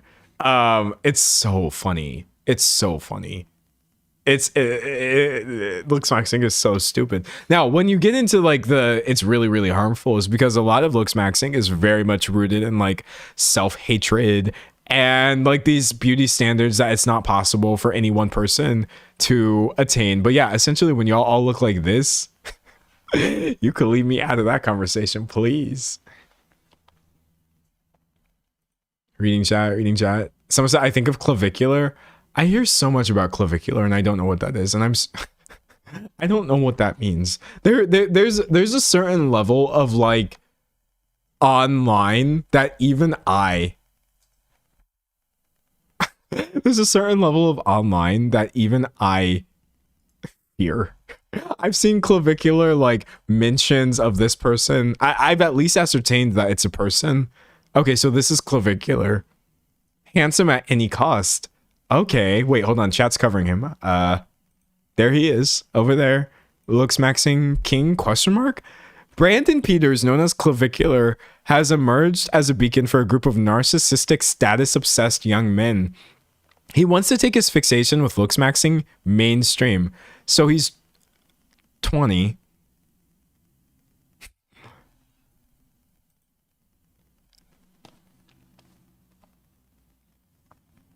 I'm hypocritical. I'm really hypocritical. I was popular online when I was 22. But you know what I think back? I think back to myself. I'm like, no one should have ever paid attention to me when I was 20. Because I was literally a teenager yesterday. I had like less than 24 months of experience being a legal adult. So let's go ahead and see what this 20-year-old has to say about, okay, I'm sorry. I'm being ageist. I'm discriminating against this person because he's 20. And you know what? Honestly, I'm okay with it. Go ahead and cancel me over this. Y'all are not going to get a ukulele apology out of me right now. You're not going to get a ukulele apology. I'm not going to do a crying photo, beat face, Michaela Nogueira divorce announcement. I'm absolutely, I discriminate against like really young people who are popular online. Cause I'm just like, why is anybody listening to the musings of a 20-year-old? You're 20. Okay, sorry. I need to stop. Someone say ageist or honest. No, because like, no, I'm sorry. Just kidding. Don't clip that. I love 20-year-olds from a distance. Actually, like, obviously, okay, wait, hold on. I want to give you all some context. I'm like 6 years older than my siblings. I'm 6 years older than them. I want you to sit down when I tell you this. Sorry. I need to stop quoting Michaela Nogueira. I have to stop quoting Michaela Nogueira. I need like a rubber band on my wrist where every time I quote Michaela Nogueira, I just snap that rubber band. Like, D'Angelo, stop it. This is not funny, okay? My siblings are, if I remember correctly, 21, 20, and 19 or something like that, right? Are you the oldest? Yes, I'm the oldest. I'm 27. I'm 27. Actually, my youngest sibling might be like 18. So I'm anywhere from 6 to 9 years older than my siblings. And when I see people who are that age, girl, I can't take them seriously. I'm sorry. Do any of y'all have younger siblings? If somebody looked you in your face and said you need to take your younger sibling seriously, would you not just laugh in their face? I'm sorry. Listen, 20-year-olds, they're unique, beautiful, complex people who are like burgeoning into adulthood, and I think that's amazing. But all I can think about is my own siblings. All I can think about is my siblings. I have to interface with a lot of people who are that age, you know, because they're adults legally. I'm not trying to actually infantilize anybody, but because of this, I'm talking to somebody's ringing me up, and I'm like, you might go to school with my brother. I bet y'all would be in the same class. Like, and I work on that on myself of just not being an older brother all the time. I'm not an older brother all the time. I'm not everybody's older brother. There's 20-year-olds who could teach me things. Someone said I'm the oldest. My younger siblings are so dumb. Look, I wouldn't call them dumb. They watch the stream sometimes. I would never call my siblings dumb. But like, also, who should be offended by that implication? I think the thing is like, we all dumb. That's the thing. I'm 27. I'm not that much older than the age I'm describing. I'm also still young and dumb. There's young and dumb 30-year-olds, 40-year-olds, this, that, the other. But all this to say, I pop open an article, I see somebody like this age, and I'm like, oh, this would be like if my little brother was an influencer. Okay, let's see how this goes. All right, so Clavicular is 6'2", weighs 180 pounds, and has a 31-inch waist. His biacromial width, basically the span of the clavicle, from which the 20-year-old streamer gets his name, is 19.5 inches. He has a mid-face ratio, which is derived by dividing the distance from the pupil to the mouth by the distance between the pupils of 1.07. His chin to philtrum ratio is 2.6. According to Clavicular, these calculations make him handsome, just not as handsome as the actor Matt Bomer. Okay, so... okay, obviously he's not an ugly guy, and that's not the point I'm going to make. The point is like, brother, it's a pass-fail system.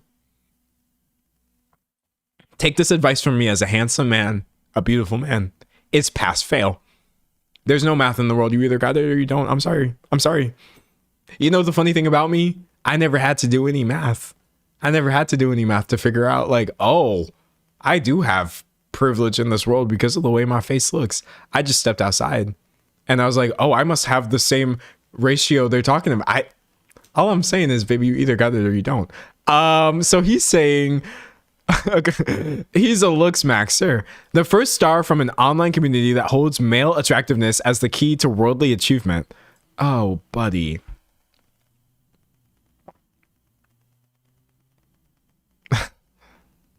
If there's one thing I actually hate, it's like a conventionally attractive person who literally thinks that like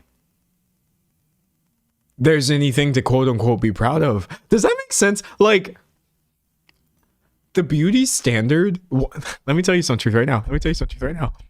The beauty standard could just have easily been the opposite. I could have the same face I have right now and be the most removed from any idea of traditional beauty. It's the same thing for this guy right here. The standard that he's trying to appeal to or attain or whatever, like, what's his name? Clavicular? I'm not finna call you that, brother. I'm not gonna do it. He has to have a real name. Braden. Okay. Oh, Braden? Wait. He looks like a Braden. And this doesn't seem fair to other Bradens. Okay, never mind. I'm not going to call him Braden. Clavicular. Buddy, you could be happy with yourself, but why are you proud of something that just randomly happened to you? This is insane. Okay. So he considers Mr. Bomer to possess the most harmonious man's face in existence beyond even his own. Okay. Hold on, this is so interesting to me. Oh, I see it. No, I understand. This is objectively a harmonious face. Okay. See, I do know enough about looks maxing to understand why somebody would consider this to be peak. Because he has hunter eyes. He has, the cheekbones are very prominent. And he also has this sort of hollow cheek thing going on while having a really prominent mandible down here as well. And he's balanced pretty well in terms of like eyebrow ratios between. Okay, no, I understand. The thing to me though is like, who cares? Because you could look nothing like this and still just decide that you're hot and walk through this world like you're a hot person, and then everyone's gonna think you hot. Like, I don't know what to tell you. There's so many ways of having Riz that don't involve being born looking a certain way. But wait, so because the jump scare. Okay, I did not expect the Zoolander jump scare. I was trying to go back to this kid. Okay, so because this guy at age 20 is like, oh, I don't look as harmonious as this guy. He's now wanting to get surgery to fix this, quote unquote, fix this. This is sad, chat. Are we sad? He considers Mr. Bomer to possess the most harmonious man's face in existence beyond even his own. That's where the bimaxillary osteotomy, also known as the double jaw surgery, comes in. He wants one. Dude, no. What's his name? Clavicular. Do not get a double jaw surgery at age 12. Oh, that's the bone. These are the bones. This is why I didn't want to call him this, because I can't take this seriously. Brother, your face isn't done. It's not finished. I get so pissed off. Is this a mugshot?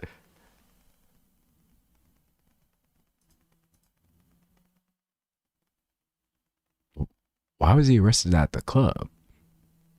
He entered a club carrying a fake ID.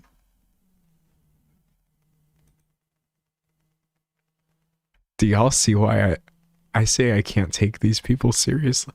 Now do y'all start to see why I took one look at him and I was like, buddy, I'm sorry, I'm not listening to this. You're 20. It's I swear to God, it's not all ageism. It's just because like, this is such a 20-year-old situation to be in. What do you mean you got busted with a fake ID? This is so funny. This is hilarious. It's not funny. Why would we ever take advice from this person? Okay, but all this to say, like, he looks okay in his mugshot. Actually, pretty decent pick. Some say he hit someone with his car.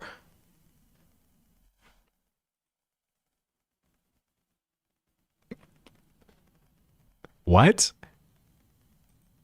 Now do you see why I don't Google things live on stream? That can't be true. Clavicular hits person with car. Huh?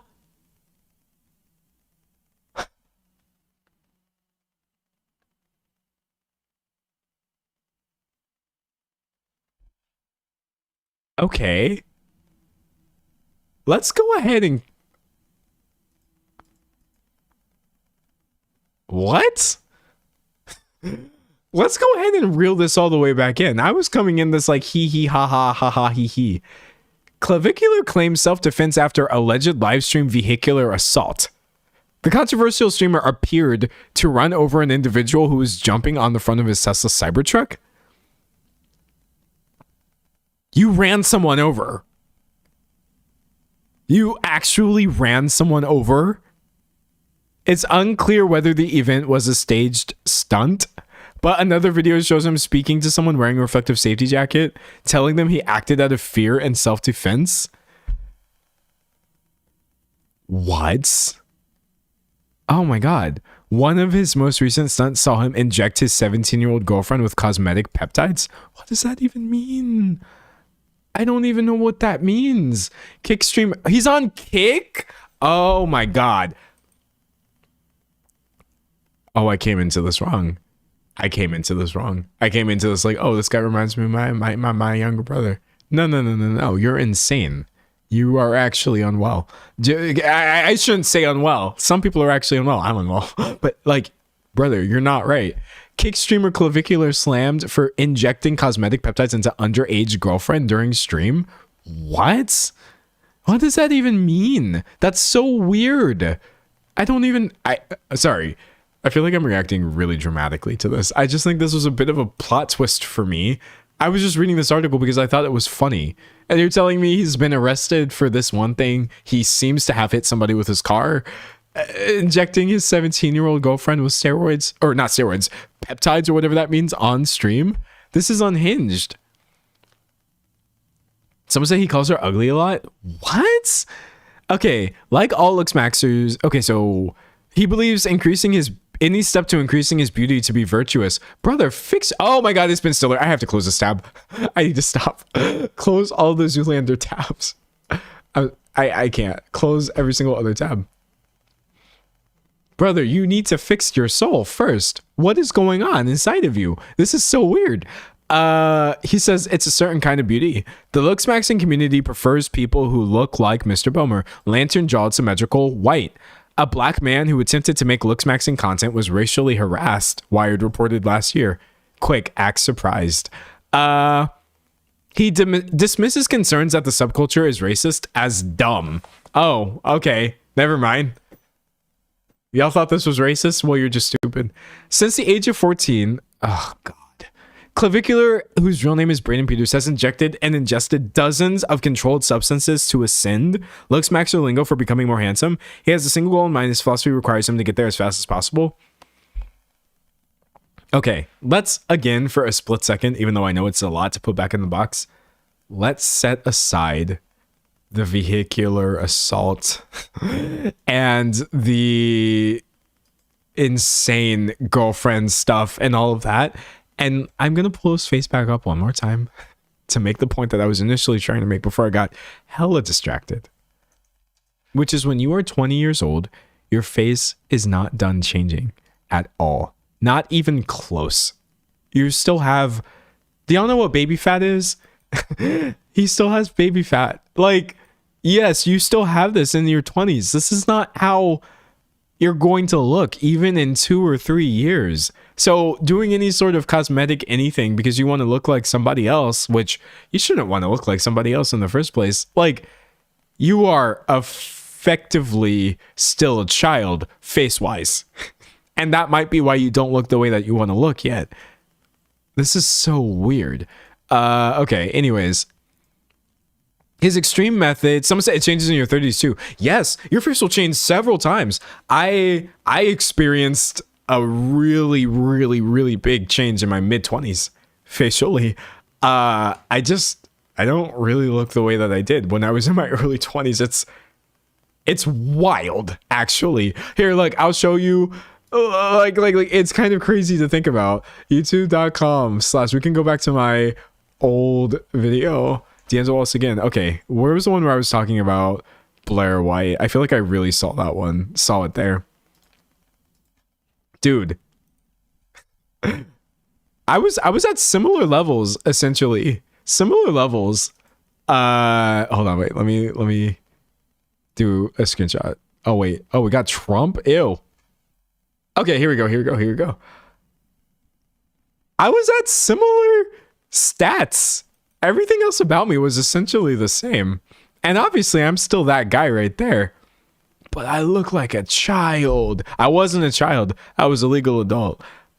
I actually look back at myself then and I'm like, holy crap, you look so young.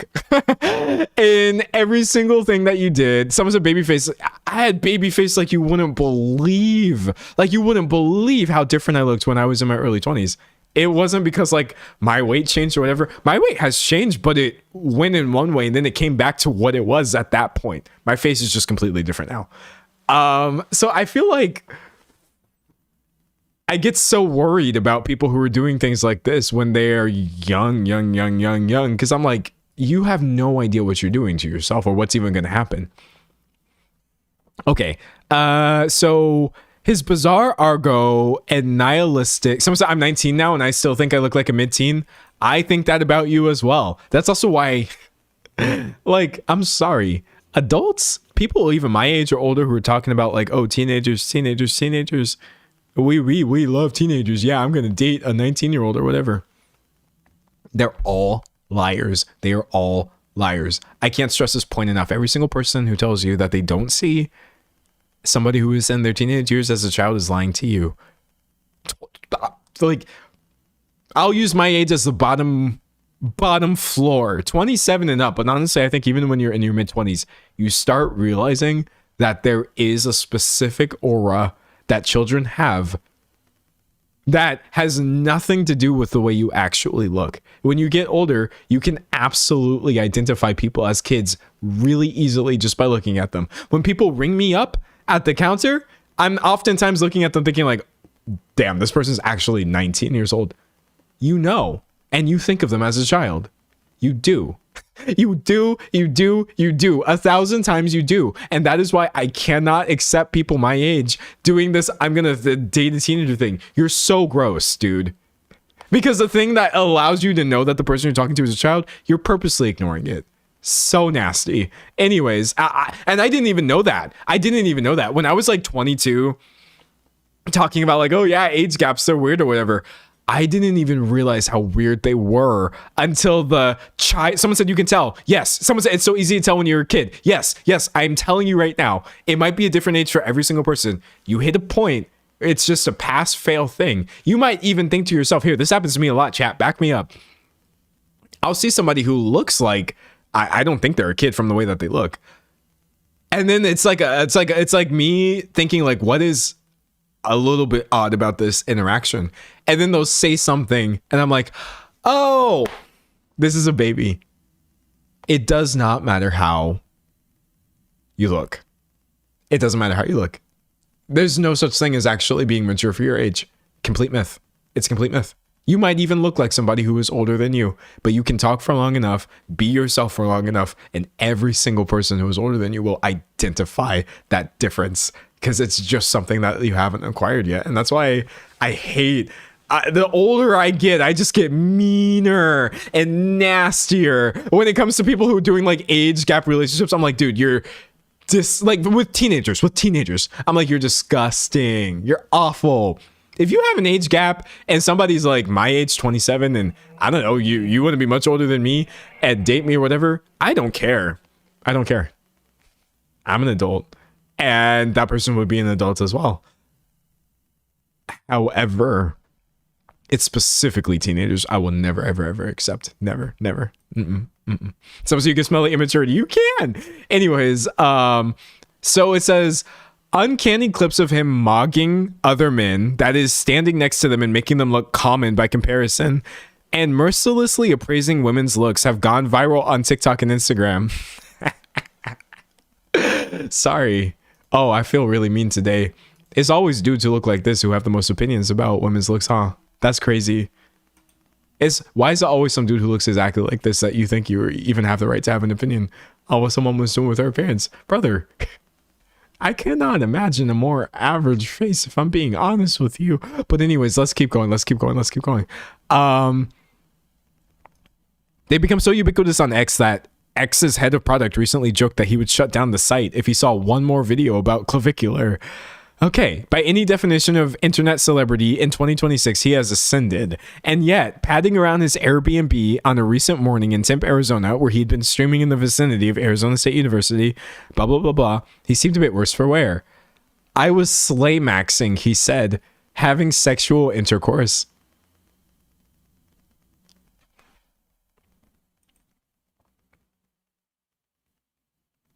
So... You can't just, first of all, you shouldn't be giving this reason to a reporter for why you look tired. If I was slay maxing and I look tired the next day, I was gonna be like, oh yeah, sorry, I didn't get as much sleep last night as I wanted to. Because these are how you talk to strangers about your personal life. That is to say you don't. But not only did you definitely need to let them know, like, oh yes, I was definitely having sex. You're referring to such as slay maxing? That is so weird, man. Oh, buddy. Someone said Patrick Bateman energy. No, the Patrick Bateman of it all is you were slay maxing? Okay. Clavicular was preparing to stream, which he does most days for upwards of 8 hours. He's especially known for IRL streaming, going out in public and interacting with strangers, in an attempt to create viral moments that can be clipped and distributed over social media. He makes more than $100,000 a month from Kick, his preferred streaming service. Okay? After a breakfast of chicken fingers, he decided on his first activity of the day, a date. These one-on-ones with female admirers have become a popular recurring feature among his young male audience for reasons Clavicular articulated with typically savage candor. People watch them because they can't get girls, he said. Ah, buddy. Okay. Everyone in the Airbnb, Clavicular, a security guard, a cameraman, a tanned Spanish looks-maxing friend, Iritz Aguilar, climbed aboard a Sprinter van, and they stopped to pick up Mia Kirk, a 24-year-old student. Miss Kirk was a longtime fan who identified as a looks maxer herself. I'm gonna cry. Someone says society's regressing. No, listen. I get bothered when people say things like, oh, we're going downhill. Oh God, we're so cooked. I usually consider that to be like doomerist nonsense. I consider it to be over dramatic, but listen. If you're telling me that, oh yes, Kick streamer Clavicular, after a night, I pressed the wrong button. After a night of slay maxing, Kick streamer Clavicular picked up fellow looks maxer Mia Kirk so that they could date on a live stream, I do start thinking to myself, oh no, we did regress. Society is cooked. I think like we are actually, no. Y'all are onto something. It's over. As the van sped along the highway, Miss Kirk held her phone to her face, watching the stream, even as she starred in it. I knew you when you only had 15,000 followers, Miss Kirk said to Clavicular. Her presence seemed to produce conflicting feelings in the famous streamer. On the one hand, Miss Kirk was an attractive woman who demonstrated a keen interest in him. On the other hand, her use of the looks-maxing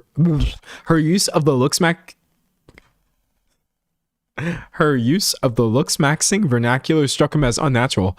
His was a subculture for abject men hoping to change their lives, not for women who produced many of the feelings of inadequacy behind looks-maxing in the first place. Oh, wow. Hold on, that's kind of deep. It's a male space, Clavicular said, having earlier pronounced of Miss Kirk, my culture's not a costume. Oh, you hate women. You hate women. You know how many dudes? Let's just be real. Someone says start recording. I am going to start recording. Okay. This is not guaranteed to be a video. Because I might just come to the conclusion later that this was just a fun stream segment, but I'm realizing there's a lot more here than I realized. But since we're being so real right now, you know how many men are sexually attracted to women, but they just, it's like the biggest bane of their existence because they hate women more than any other human being. And there's no other type of person that this specific dude hates more than a woman, but he even sort of hates himself for having this attraction towards them. I don't think people talk about this a lot. Y'all want to talk a lot about like other forms of confusion of like, oh, the LGBT community is confused, and like these are all the confused people. I can't think of anyone more confused than this. This is what that confusion looks like. You will hate women, brother. Talking about how dare she be interested in your hobby because it's women who promote the hobby in the first place. Also, someone said that he hangs out with Andrew Tate. There's no way. This is so bad. This is so bad. No more politics. Someone said, I have friends. Heterosexuality does look exhausted. I have friends who used to have boyfriends who hated their guts. I gotta stop pressing the desktop button. Dude, I see that a lot. And I'm like, bro, this person that you're with actually despises you. He despises you, is preying on your downfall, gets excited and happy when you're suffering. He wants you to suffer. It's so interesting how often I have actually seen this in real life, where I'm like, oh wow, you are the happiest when the people around you are suffering. Anyways, Clavicular may have introduced looks maxing to popular culture. No, he didn't. Some say, and Nick Fuentes. Oh, we got the neo-Nazis too? Okay, wow, this guy has it all. He may have introduced looks maxing to popular culture. Didn't happen. But he still seemed to be working out when, or whom exactly it was all for. The young men of the very online right have claimed Clavicular as one of their own, and he's given them good reason to do so. Oh, it says right here, last month, he was kicking it up with Nick Fuentes, the white nationalist commentator, influencer Andrew Tate, who faces charges of rape and human trafficking, producing a kind of manosphere clout bomb. This despite Clavicular months earlier criticizing Mr. Tate's appearance. Not a good-looking guy by any means. In videos that spread widely online, the three men were seen chanting along to the Yay track, Hail Hitler. Oh, I'm so tired. Oh, I'm so tired. Oh, I'm deeply tired. I really clicked into this because it was like memes. I was like, Clavicular's a funny name. Looks maxing is kind of funny. We'll talk about this. I'll clown on this guy a little bit. It's not that big of a deal. Of course it's fucking. So, I'm cursing. You got me cursing on YouTube, which I never do. But you know what? Of course it's fucking Nazis, bro. Sorry. I can't even explain how tired I am. I should have just predicted this from jump. I should have just predicted this when I saw like someone was popular and I didn't know who they were. I should have just assumed that they would be the worst person. This is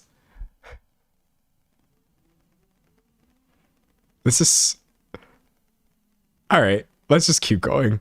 Y'all have plumb tuckered me out. I done forgot I was even live right now. Okay, let's just keep going. So he says there's this chronic use of a racial slur. Okay. He's been called out for it in the street during IRL streams. During one such encounter, Clavicular said it's not a racist thing, it's just a fun word to say. This month, the X account for the Office of the Undersecretary of War for Research and Engineering. The what? The Office of the Undersecretary of War for Research and Engineering posted an image of a grinning soldier with the caption "Low cortisol locked in, lethality maxing," a sign that, at least among the social media managers of the Trump administration, Clavicular sensibility holds sway. Buddy. But Clavicular himself seems as much as anything a calculating product of a hyperactive digital culture that rewards the violation of taboo. Okay, great. Oh my God. Okay, so he was on a conservative podcast saying he would vote for a Democrat over President Vance because he preferred the Democrats' looks to Mr. Vance. It wasn't like a political statement at all, Clavicular said.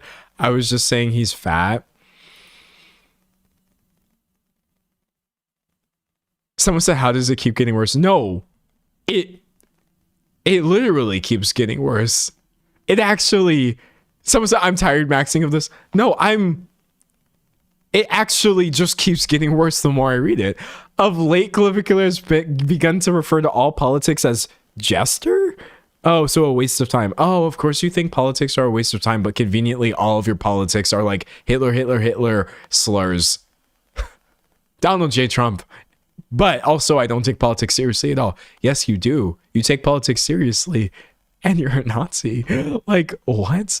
In the show's diplomacy, he met with several prominent Jewish club owners in Miami over the Heil Hitler incident. No more politics, just mogging, he wrote on Instagram.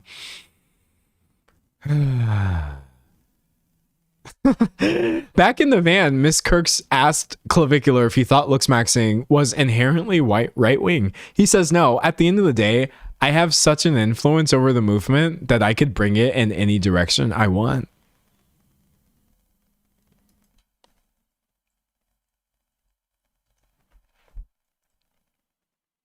Dude, you're a kick streamer. I'm so confused. Where this is... I'm sorry.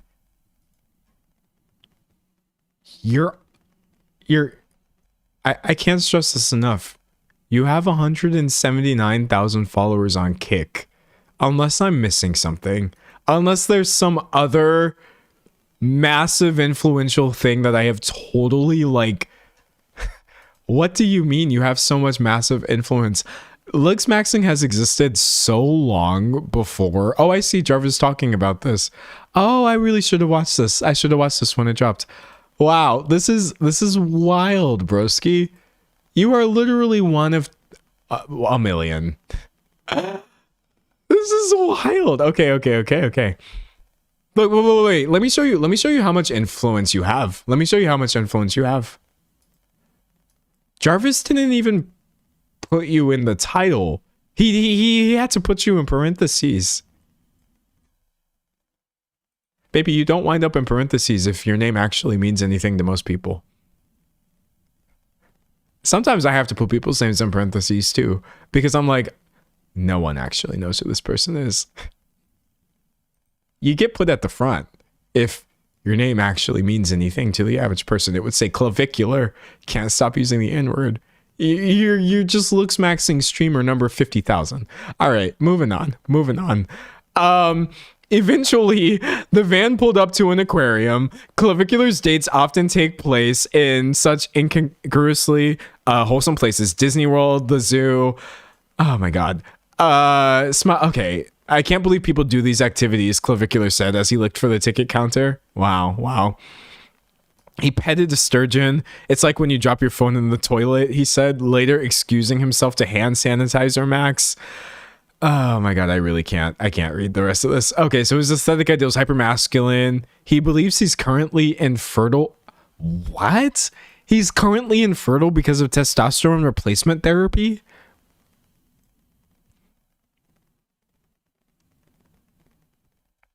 Okay. You're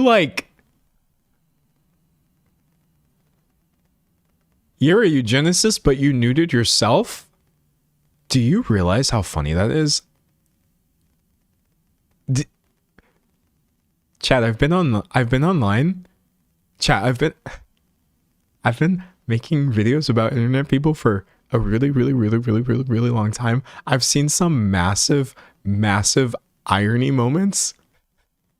Massive moments of like deep dramatic irony. Because essentially looks maxing is just eugenics, if we're being honest. If we're really being honest. You are a eugenicist, but you actually rendered yourself incapable of producing. Oh my God. Okay. Earlier that day, Clavicular confessed that knowing he could have sex with a woman was in some ways better than the deed itself, which is going to gain me nothing.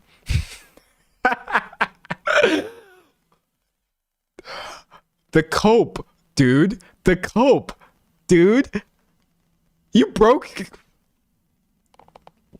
Oh, I gotta be careful. I gotta be careful. Okay, there's nothing wrong with medically just not being able to have children. That's okay. That happens to a lot of people. But the idea that through injecting steroids at age 20, you have rendered yourself this way. And now you must tell yourself, well, it doesn't matter because at least I can get girls. I don't have to actually do anything. Now I understand why this is an article. Someone said incel maxing. No, he literally became the ultimate incel. Now you can't do anything. What? Okay. Clavicular grew up in Hoboken, New Jersey. I don't care. The son of a stay-at-home mother. Wow. He didn't like high school where he had a tough time with social cues. Though he's never been diagnosed with an autism spectrum disorder, he frequently refers to himself as an autist and calls his way of seeing the world a gift. Great. Okay. Sure. Actually, I'm so tired of autism. Wait. Don't clip that out of context. Don't clip that out of context. I'm so tired of people blaming things on autism that have nothing to do with autism. I'm not tired of autism. I'm not tired of the actual condition. I'm tired of autism randomly coming up in scenarios like this, because this isn't the first time that I've seen somebody do horrible. Everyone's laughing at me. Chat, we're not tired of autism. I love autism. I do. I know that sounds dumb, but honestly, with my ADHD on a spectrum of ADHD, I'm definitely not completely removed from it, right? However,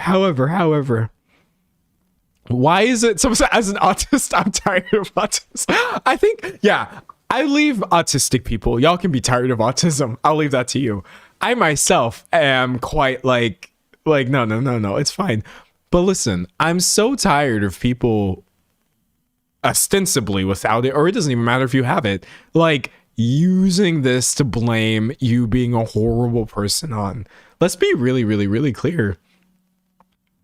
Nothing about autism makes you a bad person. So if this is manifesting for you as like issues with social cues or what are considered to be issues or whatever, I have a lot of issues with social cues too, y'all. Oh, buddy, it's bad. Or just like, masking this at the other, not always being interested in things like, you're still a decent person. You're a great person as long as you're trying to be good to other people. Again, we deal with like this weird moralizing of disorders and things like this. And I'm just like, brother, save me. So someone said this is so common to blame the behavior on autism. It's so common. I've seen it so many times. I've seen it happen so often where this comes up and I'm like, why are we talking about autism now? And it's not even always from people who are autistic, by the way. This is not it. Someone says, a fellow ADHD, I feel you deeply. Yes, thank you. You understand where I'm coming from. This ukulele time? No, I don't want to have to do a ukulele apology. Okay. You know what? Okay, fine. I'll be right back.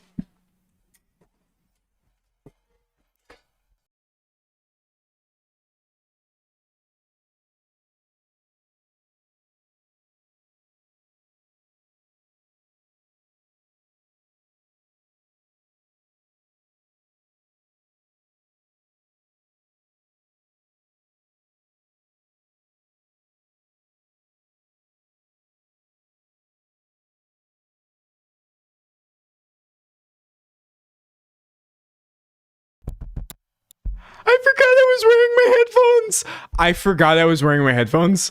I walked away with my headphones attached to my body, and I just yanked my entire audio interface out of my damn computer. No, I didn't. I'll be right back.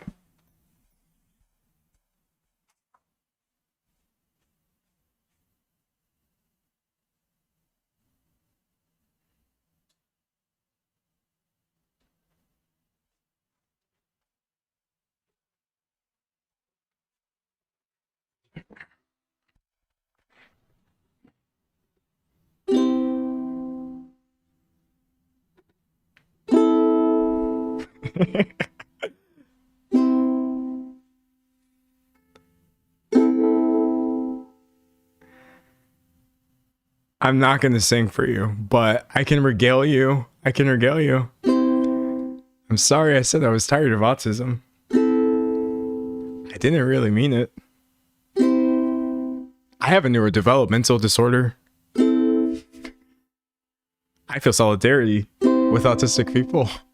If you ever hear me say something it's a little bit weird on stream, just know that it was probably because I'm stupid, not because I actually meant it.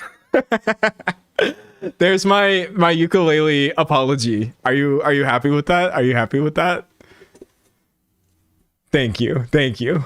I worked real hard to learn those two little chords. That's a C major, A minor. That's all I can really do on this ukulele, but that's what you got today. Someone said this is the funniest bit yet. Thank you. I tried to be funny on this live stream, okay? I tried to be a little bit funny. Yes, I bought a ukulele, so just in case somebody said you have to do a ukulele apology, I would be able to do one. I tried to do good content on the internet. Apology accepted. Thank you. Thank you. Oh my god, that was so good. So I'm so glad I clocked in. Yes. That was incredible. And you know what? In the spirit of that, chat, I'm just gonna close this article, man. There's sirens going off in the background. Try to ignore those. I think like there's truly only so much garbage that I can take in a single day. And sometimes when I'm like, you know what? Screw that. I'm just going to start memeing on stream because I'm mad and I don't actually even have to talk about this. I was recording this just in case this wound up being a video. I don't like this guy at all. We would all just be so much better and happier in our personal lives if we never heard about clavicular again. So that's probably all you're really going to get from me on this dude unless something crazy happens. But yeah. So I'm so glad I made it to this live stream. Heck yes. It's okay, D'Angelo. As an autistic person, that was the funniest thing I've heard today. Good. We got the first YouTuber apology from me out of the way this year. Not too bad. Are you still recording? No, I went ahead and stopped just now. Yeah, no, I'm sorry, clavicular. It's a no from me, dog. But yes, of course, looks maxing is a... Look here. Look. Of course, looks maxing has a massive overlap. With conservative, neo-Nazi, all white nationalist garbage. Do you know why? Because the people who are looks maxing hate themselves. just like conservatives and neo-Nazis and white nationalists. They will tell you actually that it's some kind of pride. We're proud of our traditions. We're proud of who we are. Oh, why can't we be proud? Everybody else is proud. No, you don't understand. You actually genuinely hate yourself. You truly deep down hate yourself. And that is what manifests as trying to make other people hate themselves as much as you do. I resist that massively by just being like, okay, I'm going to stand up for what's right, but I'm also just not going to be as miserable as the people doing these things. I couldn't imagine being 20, having so much internalized whatever the heck that I've injected myself with steroids. I've messed up essentially my body's natural processes. I'm trying to get surgeries to change my appearance. I'm hanging out with all these people, literally degrading my online presence because it's getting me this sort of attention. Who needs that much attention? It's just like a void that will never really be filled. And sometimes I don't think that's true. Listen, definitely entitled to your opinion, but I'm telling you right now, sometimes you gotta just extricate yourself from the void. I look at clavicular and I'm like, this is your void. It might seem like my problem because you're getting a New York Times article and because you're kikiing it with all these high profile people, but actually this is your black hole. And I don't even need to be orbiting this. I'm not pushing anything closer towards progress for me or for anybody. you're not going to go away. If I pay attention to you, I can't fix or change this. This is actually just you crashing out and dying right in front of me and trying to drag as many people down as you can while you're doing it. And I just like steps back. Let me just slide away. Nah, fam. Dude, that was infuriating though. That was actually infuriating. Like, jokes aside, don't be sorry if you recommended the topic. I think that was a good example of like, this is sometimes how it goes for me researching things. No. Some stuff, I think conservatives is too wide of a net, but I completely agree on looks maxing all white supremacists and stuff. Well, I don't know. I've gotten a lot less nuanced the more time goes on. And I won't lie to you, I don't really draw meaningful distinctions between... Oh yeah, some of y'all finna hate this. I don't really draw any meaningful distinctions between conservatives or what I consider to be like any form of white nationalism or neo-Nazi type stuff. Or any of this like inceldom, this, that, the other. You either hate women or you don't. You either hate the LGBT community or you don't. I've actually genuinely started applying a pass-fail mindset. I realize like any bit of nuance that I have is harming me. Every time I try to like separate my thoughts and feelings and try to meet people where they're at, I'm like, oh, well, where am I at? 7 paragraphs into an article about some Nazi. I was really tired of winding up in this position. So I actually started ignoring people who were like, you can't just call everything Nazism. You're saying everything is literally Hitler. I mean, if you're inviting a bunch of people to kiki it with you and you're not like meaningfully challenging that, what purpose are you serving that's different? You was either Nazi number 12 or just the one guy who didn't say anything else about the other 11 ones. Guess what? There's no difference between that. Structurally, you are just as useful either way, no matter how you identify. And that is why I'm just like, I'm mean and I'm bad now and I'm awful and I don't care about people's feelings. And when I say things like, oh yeah, I'm talking about all conservatives. Oh, I definitely mean all of them. I definitely mean all of them. You could just be like the nicest, like sweetest, but like, I don't care. You're still an accessory to things that want me dead. So dip, dip, dip, dip, dip. I'm finna dip, dip, dip, dip, dip.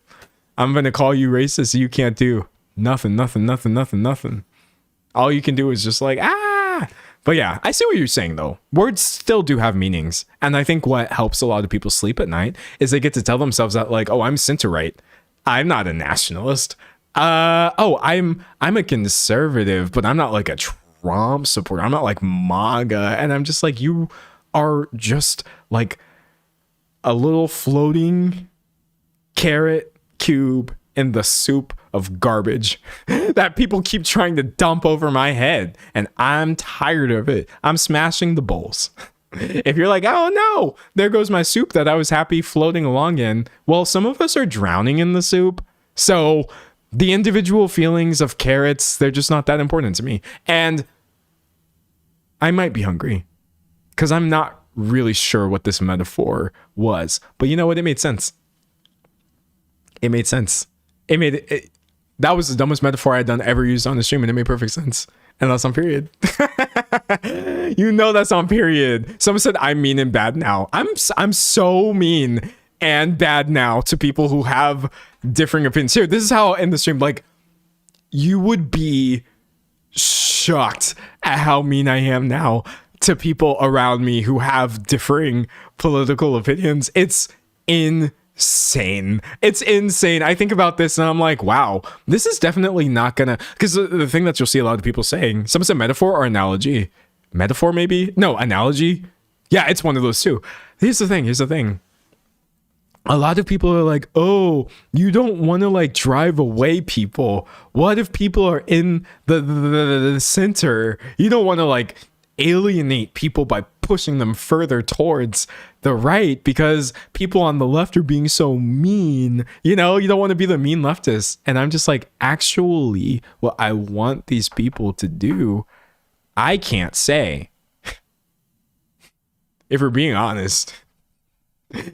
I can't. Yeah, y'all are worried about opinions, but I'm more so, or feelings, and I'm more so just like, it's much more serious than that to me. I don't care about your feelings. I don't care about y'all at all. At all. At all.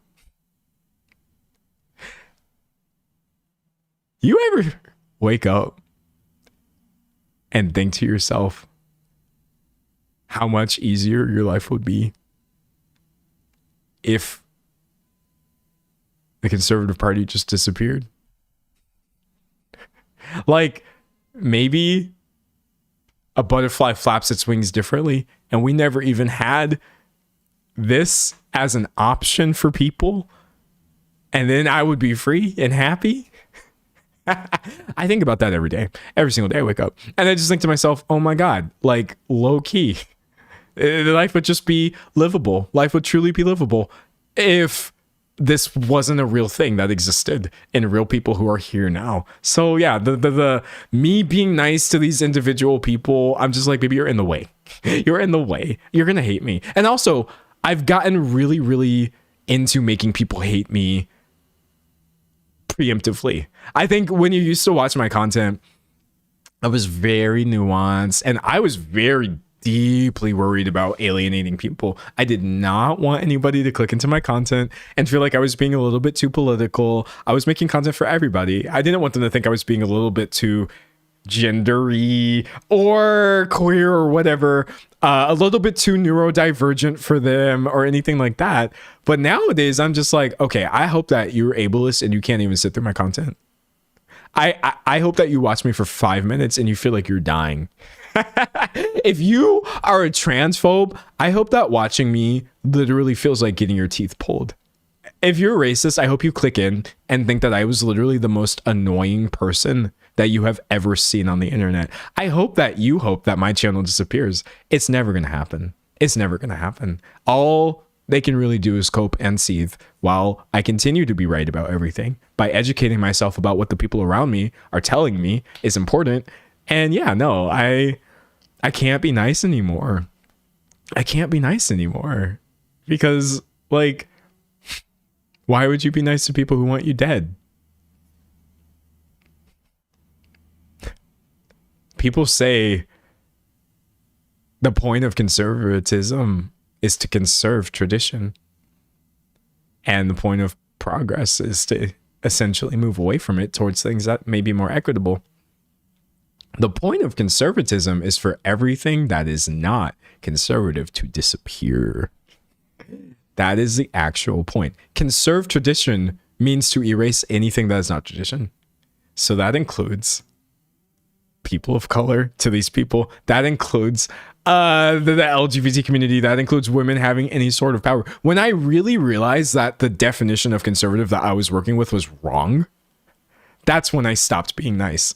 I was like, this isn't about conserving tradition. This is about erasing progress. And I am considered to be progress by people just by existing. So it's a no for me, dog. It's a no for me, dog. It's like, and I'm not even like, I guess, mad about it. That's the thing. You would think that you would come to these conclusions and then be like, oh, the world sucks so bad. No, now I'm just like, this is fine. This is where we are at. This is where we are at. Someone said, but then all parties in the USA would disappear. Good. Good. I agree with you. Yeah. When conservatism goes away and then you realize that we lost the Republican Party and the Democrat Party. Oh, yes. Yes. And then we can start actually thinking about like real leftism. Oh, that would be so fire. That would be so fire for real, for real. Also, actually, since I'm here, work with me on this chat. But like, I just hate how it puts everybody in a really, really tricky position. You know what I mean? Because like me being somebody who, for example, actually, can we really, I never talked about this. I never talked about this on stream ever. I've never talked about this publicly. Sorry, this is going to get really American here, right? Me being somebody who is anti-conservatives first and foremost, and then essentially still wanting to vote against Trump, you get put in such a horrible position. And it sucks really, really, really bad, because it's just like, what are your real and true options? You do have them, obviously, but I feel like there is a lot of, you could call it infighting or whatever you want to call it, of people saying like, oh, don't support this party ever, or do support this party. And everybody is essentially trying to unite against this one thing. And it's like, wouldn't it be so much better if we actually had options? I don't want to say something that to some people is getting interpreted as like pro Democrat, neoliberal, anything, but actually I was just trying to be anti-conservatism, and now you have these people mad at you. It's like so interesting how we wind up being the ones who have to walk on eggshells and choose the worst of our awful options. All you can really do is try to make sure that you're getting people there that who actually represent you. You know what I mean? Instead of just accepting the options that are being handed to you or whatever. That's never going to work out. It's never going to work out. Someone said, so real. Yeah, ranked choice voting. Yeah, no. Like, someone says political coercion. Multi-party system is a lot better. That's what I'm getting at here. So much consternation. Consternation? What is this, like a saloon in the 1800s? So much consternation in the United States of America definitely comes down to us just having seemingly no good options. An option that is good and viable? Where? Where? I'm supposed to get super duper hype about Zionists because they're calling themselves Democrats?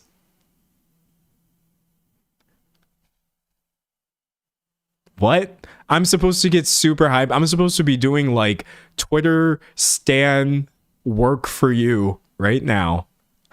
When you have horrible foreign policy, just because you happen to also not be Donald J. Trump. That's weird. But then it's like when I'm also saying things too, like, but I am really concerned. I'm concerned about what the Conservative Party is trying to do. And I'm concerned about myself as well. And then this is just, oh, dude, I hate it so bad. I hate it so bad. I hate it so bad. Somebody said, controversial opinion, America has the government and parties it wants. We keep these people in office. But who is we, though? You know what I mean? Who is we? Truly. I think that's like, it sounds really, really woo-woo and zoomed out, but it's not even as simple as we or America being considered a single entity. It's more complex than that. You know what I mean? God, it's so bad. Someone said age limit. Well, okay. Since we're here and I'm already sharing a bunch of horrible opinions, since we're here and I'm already wrong, or probably coming across improperly or whatever, can I just say that I agree with that? I agree with that. I was joking earlier about like, oh yeah, ageism. I'm not ageist. But let me tell you something right now. I don't care what kind of Microsoft Edge updated. I don't care what you want to call it. Me saying this, you could label this anything you want. 79 years old is too old to be in office. It's just too old. It's just too old. I don't care. Like, it doesn't matter to me at all. It's way too old to be in presidential office. Similarly, how old was Biden during presidency? 81? What? Was he actually 81? Dude, you're too old to be in office right now. You're too old. And then when you hear me saying things right here, like it's a no from me, dog, regarding Biden. And you start thinking to yourself like, oh, what? You're anti-Biden? This is so weird. I'm anti all of this. This is a farce. This isn't leftism. This isn't progress. This is literally just like lesser of two evils garbage. That is, we're being lied to and essentially convinced that these are our only options and we have to accept them.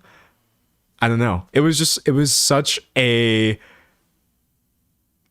pain point for me for so long of like not really getting this drilled through my head because it was hard for me to understand. But yeah, no, like, buddy, so bad. So bad. Someone said it's funny that Trump's campaign was making fun of Biden for being so old and senile. Girl, he's not far off. Someone said, okay, anarchist D'Angelo. Well, I mean, okay, here's the thing about anarchy though.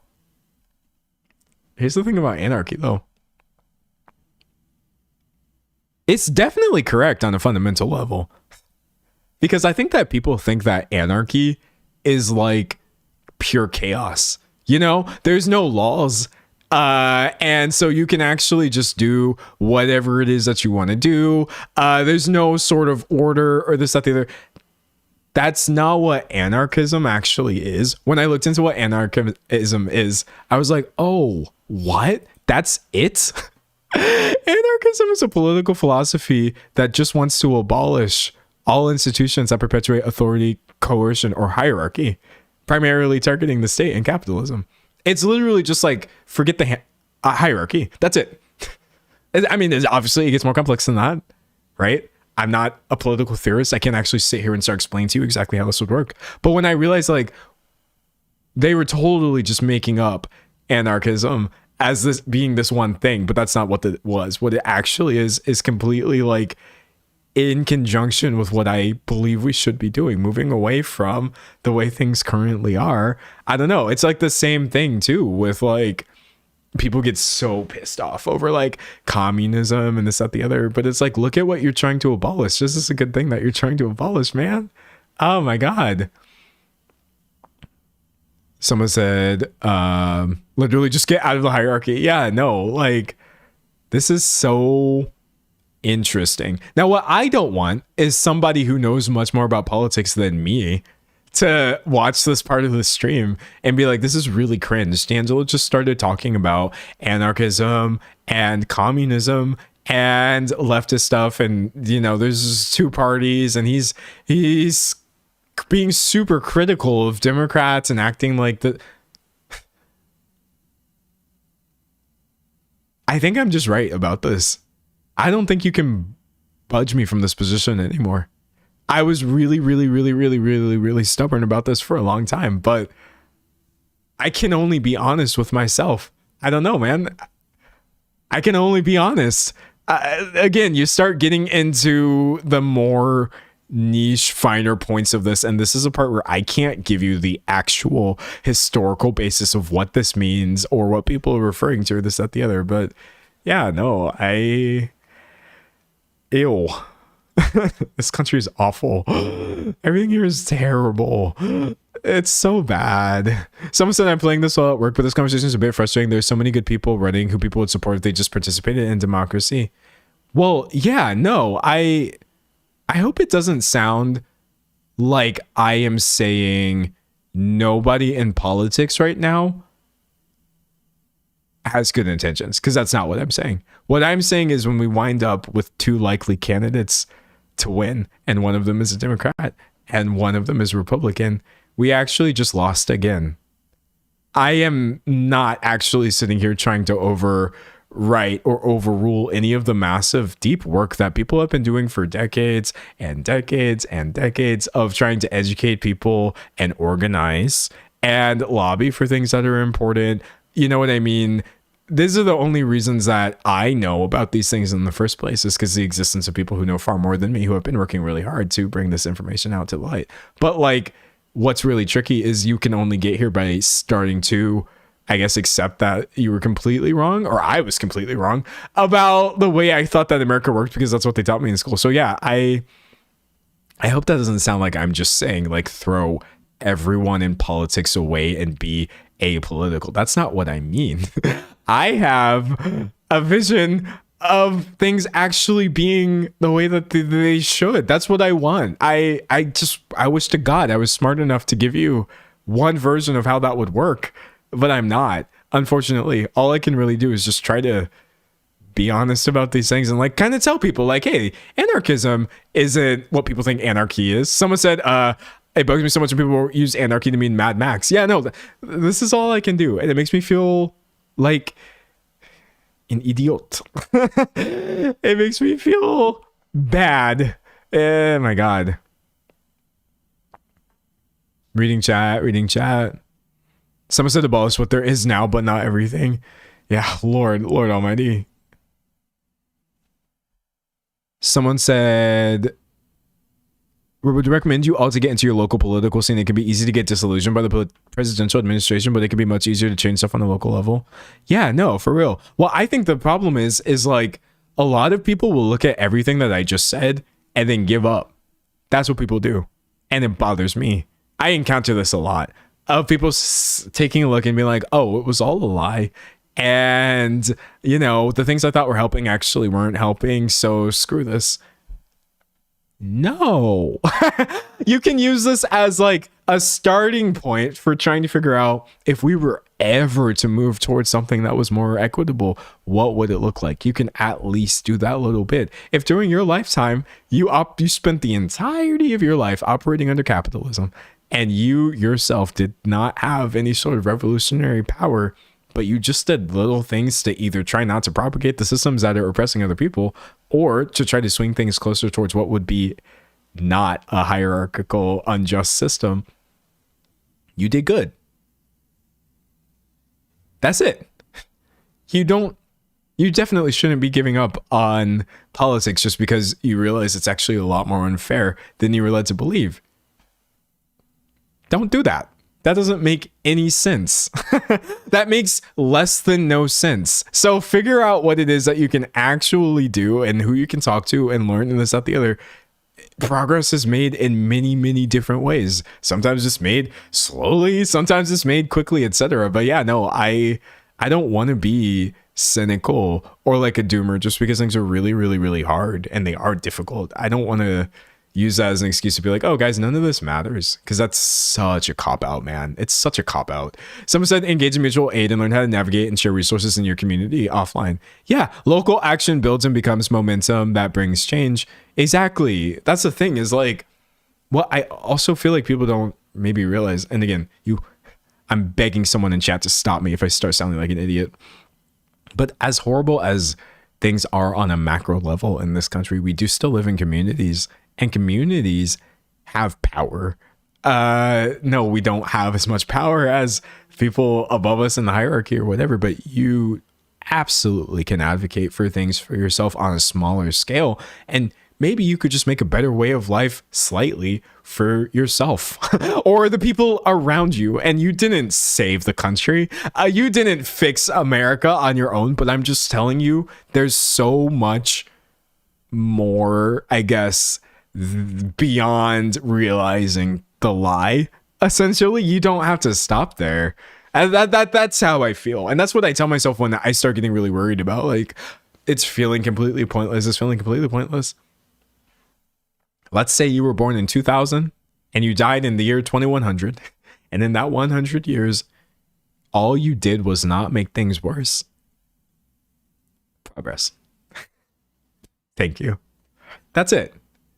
You don't have actually a responsibility to fix these things. I know that life would be a lot easier for all of us.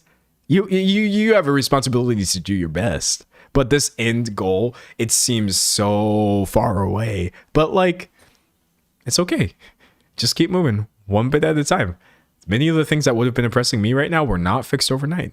There are a lot of really, really awful scenarios that people had to get through one day at a time.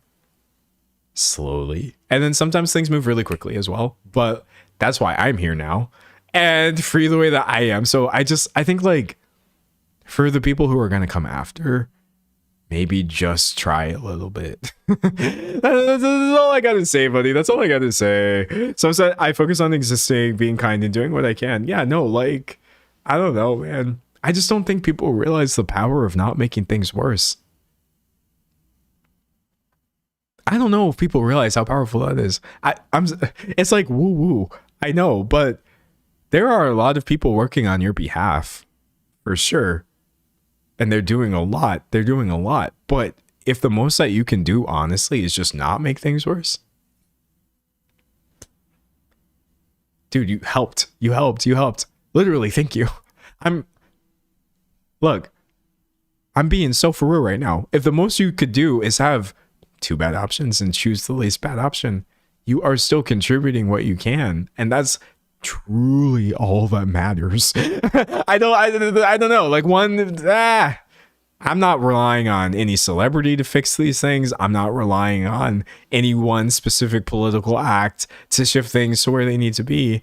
I'm just trying to educate myself on the things that could help so that when we do see progress, it's something that we can identify and support, etc. And then when we see things that seem like they're progress, but they're not progress, we can sort of unpack and be like, oh, hold on a second. This is not what it seems like. Here, I'll give you an example. I'll give you an example right now. Beyonce becomes billionaire. Chat, this isn't progress. This ain't progress. And listen. What I'm saying about like you need to be working within your own community, I do that on my own level. For me personally, that just means like I think a lot about like Black people and us and the things that we have that would get us closer to things that would not oppress us.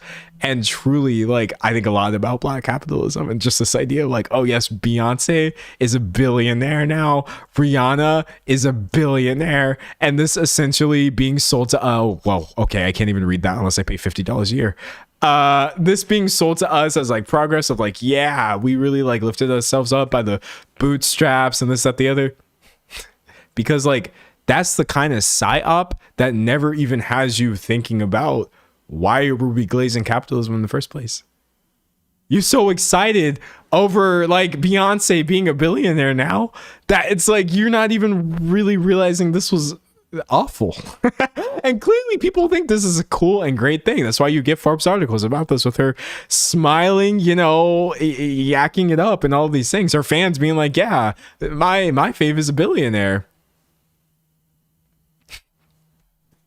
So I don't know. There's always something you could do a little bit. If that's unpacking things like this, some say it's sad seeing people believe this is inspiring. Yeah, no, buddy.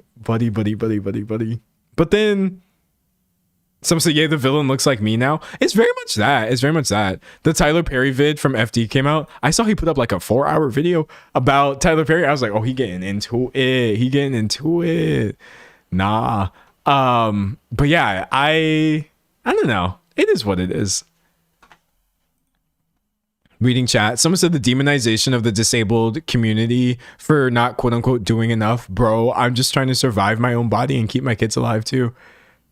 Yeah, I definitely I'll leave you. I don't know, man. Cause for as much big talk as I do, sometimes I do feel like people are grabbing me by the shoulders and shaking me and being like, why aren't you moving?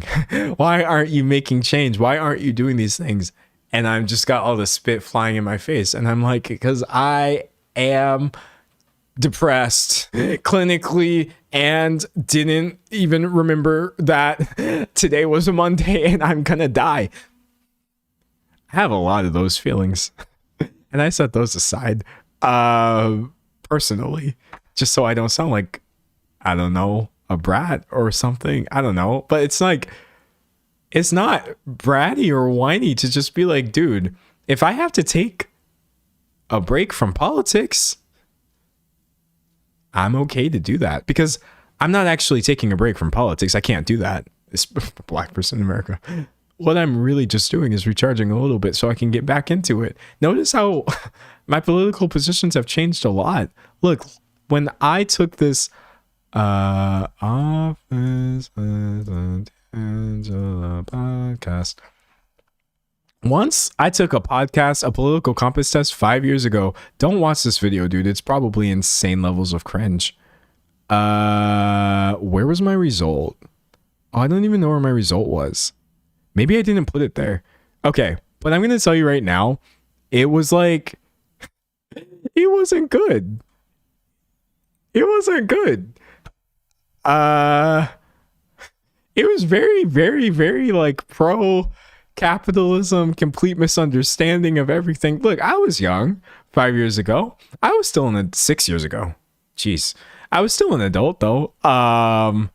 And so I think I would like to say to you right now, I did not like continually improve my political opinions and education in a linear fashion from 2020 to 2026. I didn't do that. There were several times where I was like, chat, I'm going to be honest with you.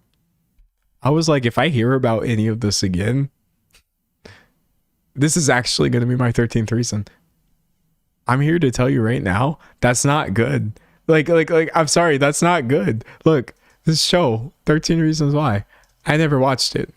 13th reason jokes aren't funny, but if you're ever getting to a point where you're just like, actually, let's just call the whole thing off, and you have to take a break for a second, take the break.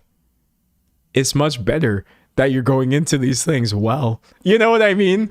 It's much, much, much better that, like, I don't know. So I have no sort of, I guess, horrible feelings or opinions to anybody who is saying like, oh, well, I've grown slowly. Or I actually didn't pay attention to every single thing that happened politically within the last week because I prioritized myself a little bit or anything. That's fine. Just keep moving in the direction that you can move in at the speed that you can. And you're going to get there. You're going to get there. But that's all I've got on the politics side. Sorry. I don't know. It's cringe, brother. It's so cringe. I hate all of this so much. I apologize, by the way, if this is just like cringe content. What can I do? I think about these things nowadays. I don't know. It's just awful. Political science. There's a whole science. Why can't it just be people being nice to each other? Someone said F clavicular. True, this is actually his fault, by the way. This is literally his fault. This is literally his fault. Wait a second, chat. Hold on a second. Do you realize how I pull up this guy in a New York Times article? By the way, I do not like the New York Times. They're terrible. Okay. In an archived version of the New York Times article. It has been archived so many times because I guess this is important to people. And we're reading about this guy who is popping off right now because he's saying slurs and hanging out with white nationalists and getting profiled in the New York Times. Right?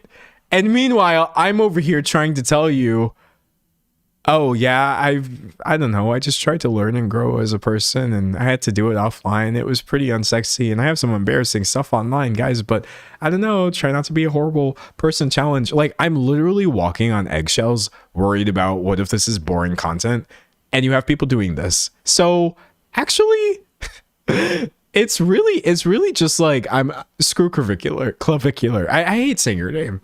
Change your internet profile right now.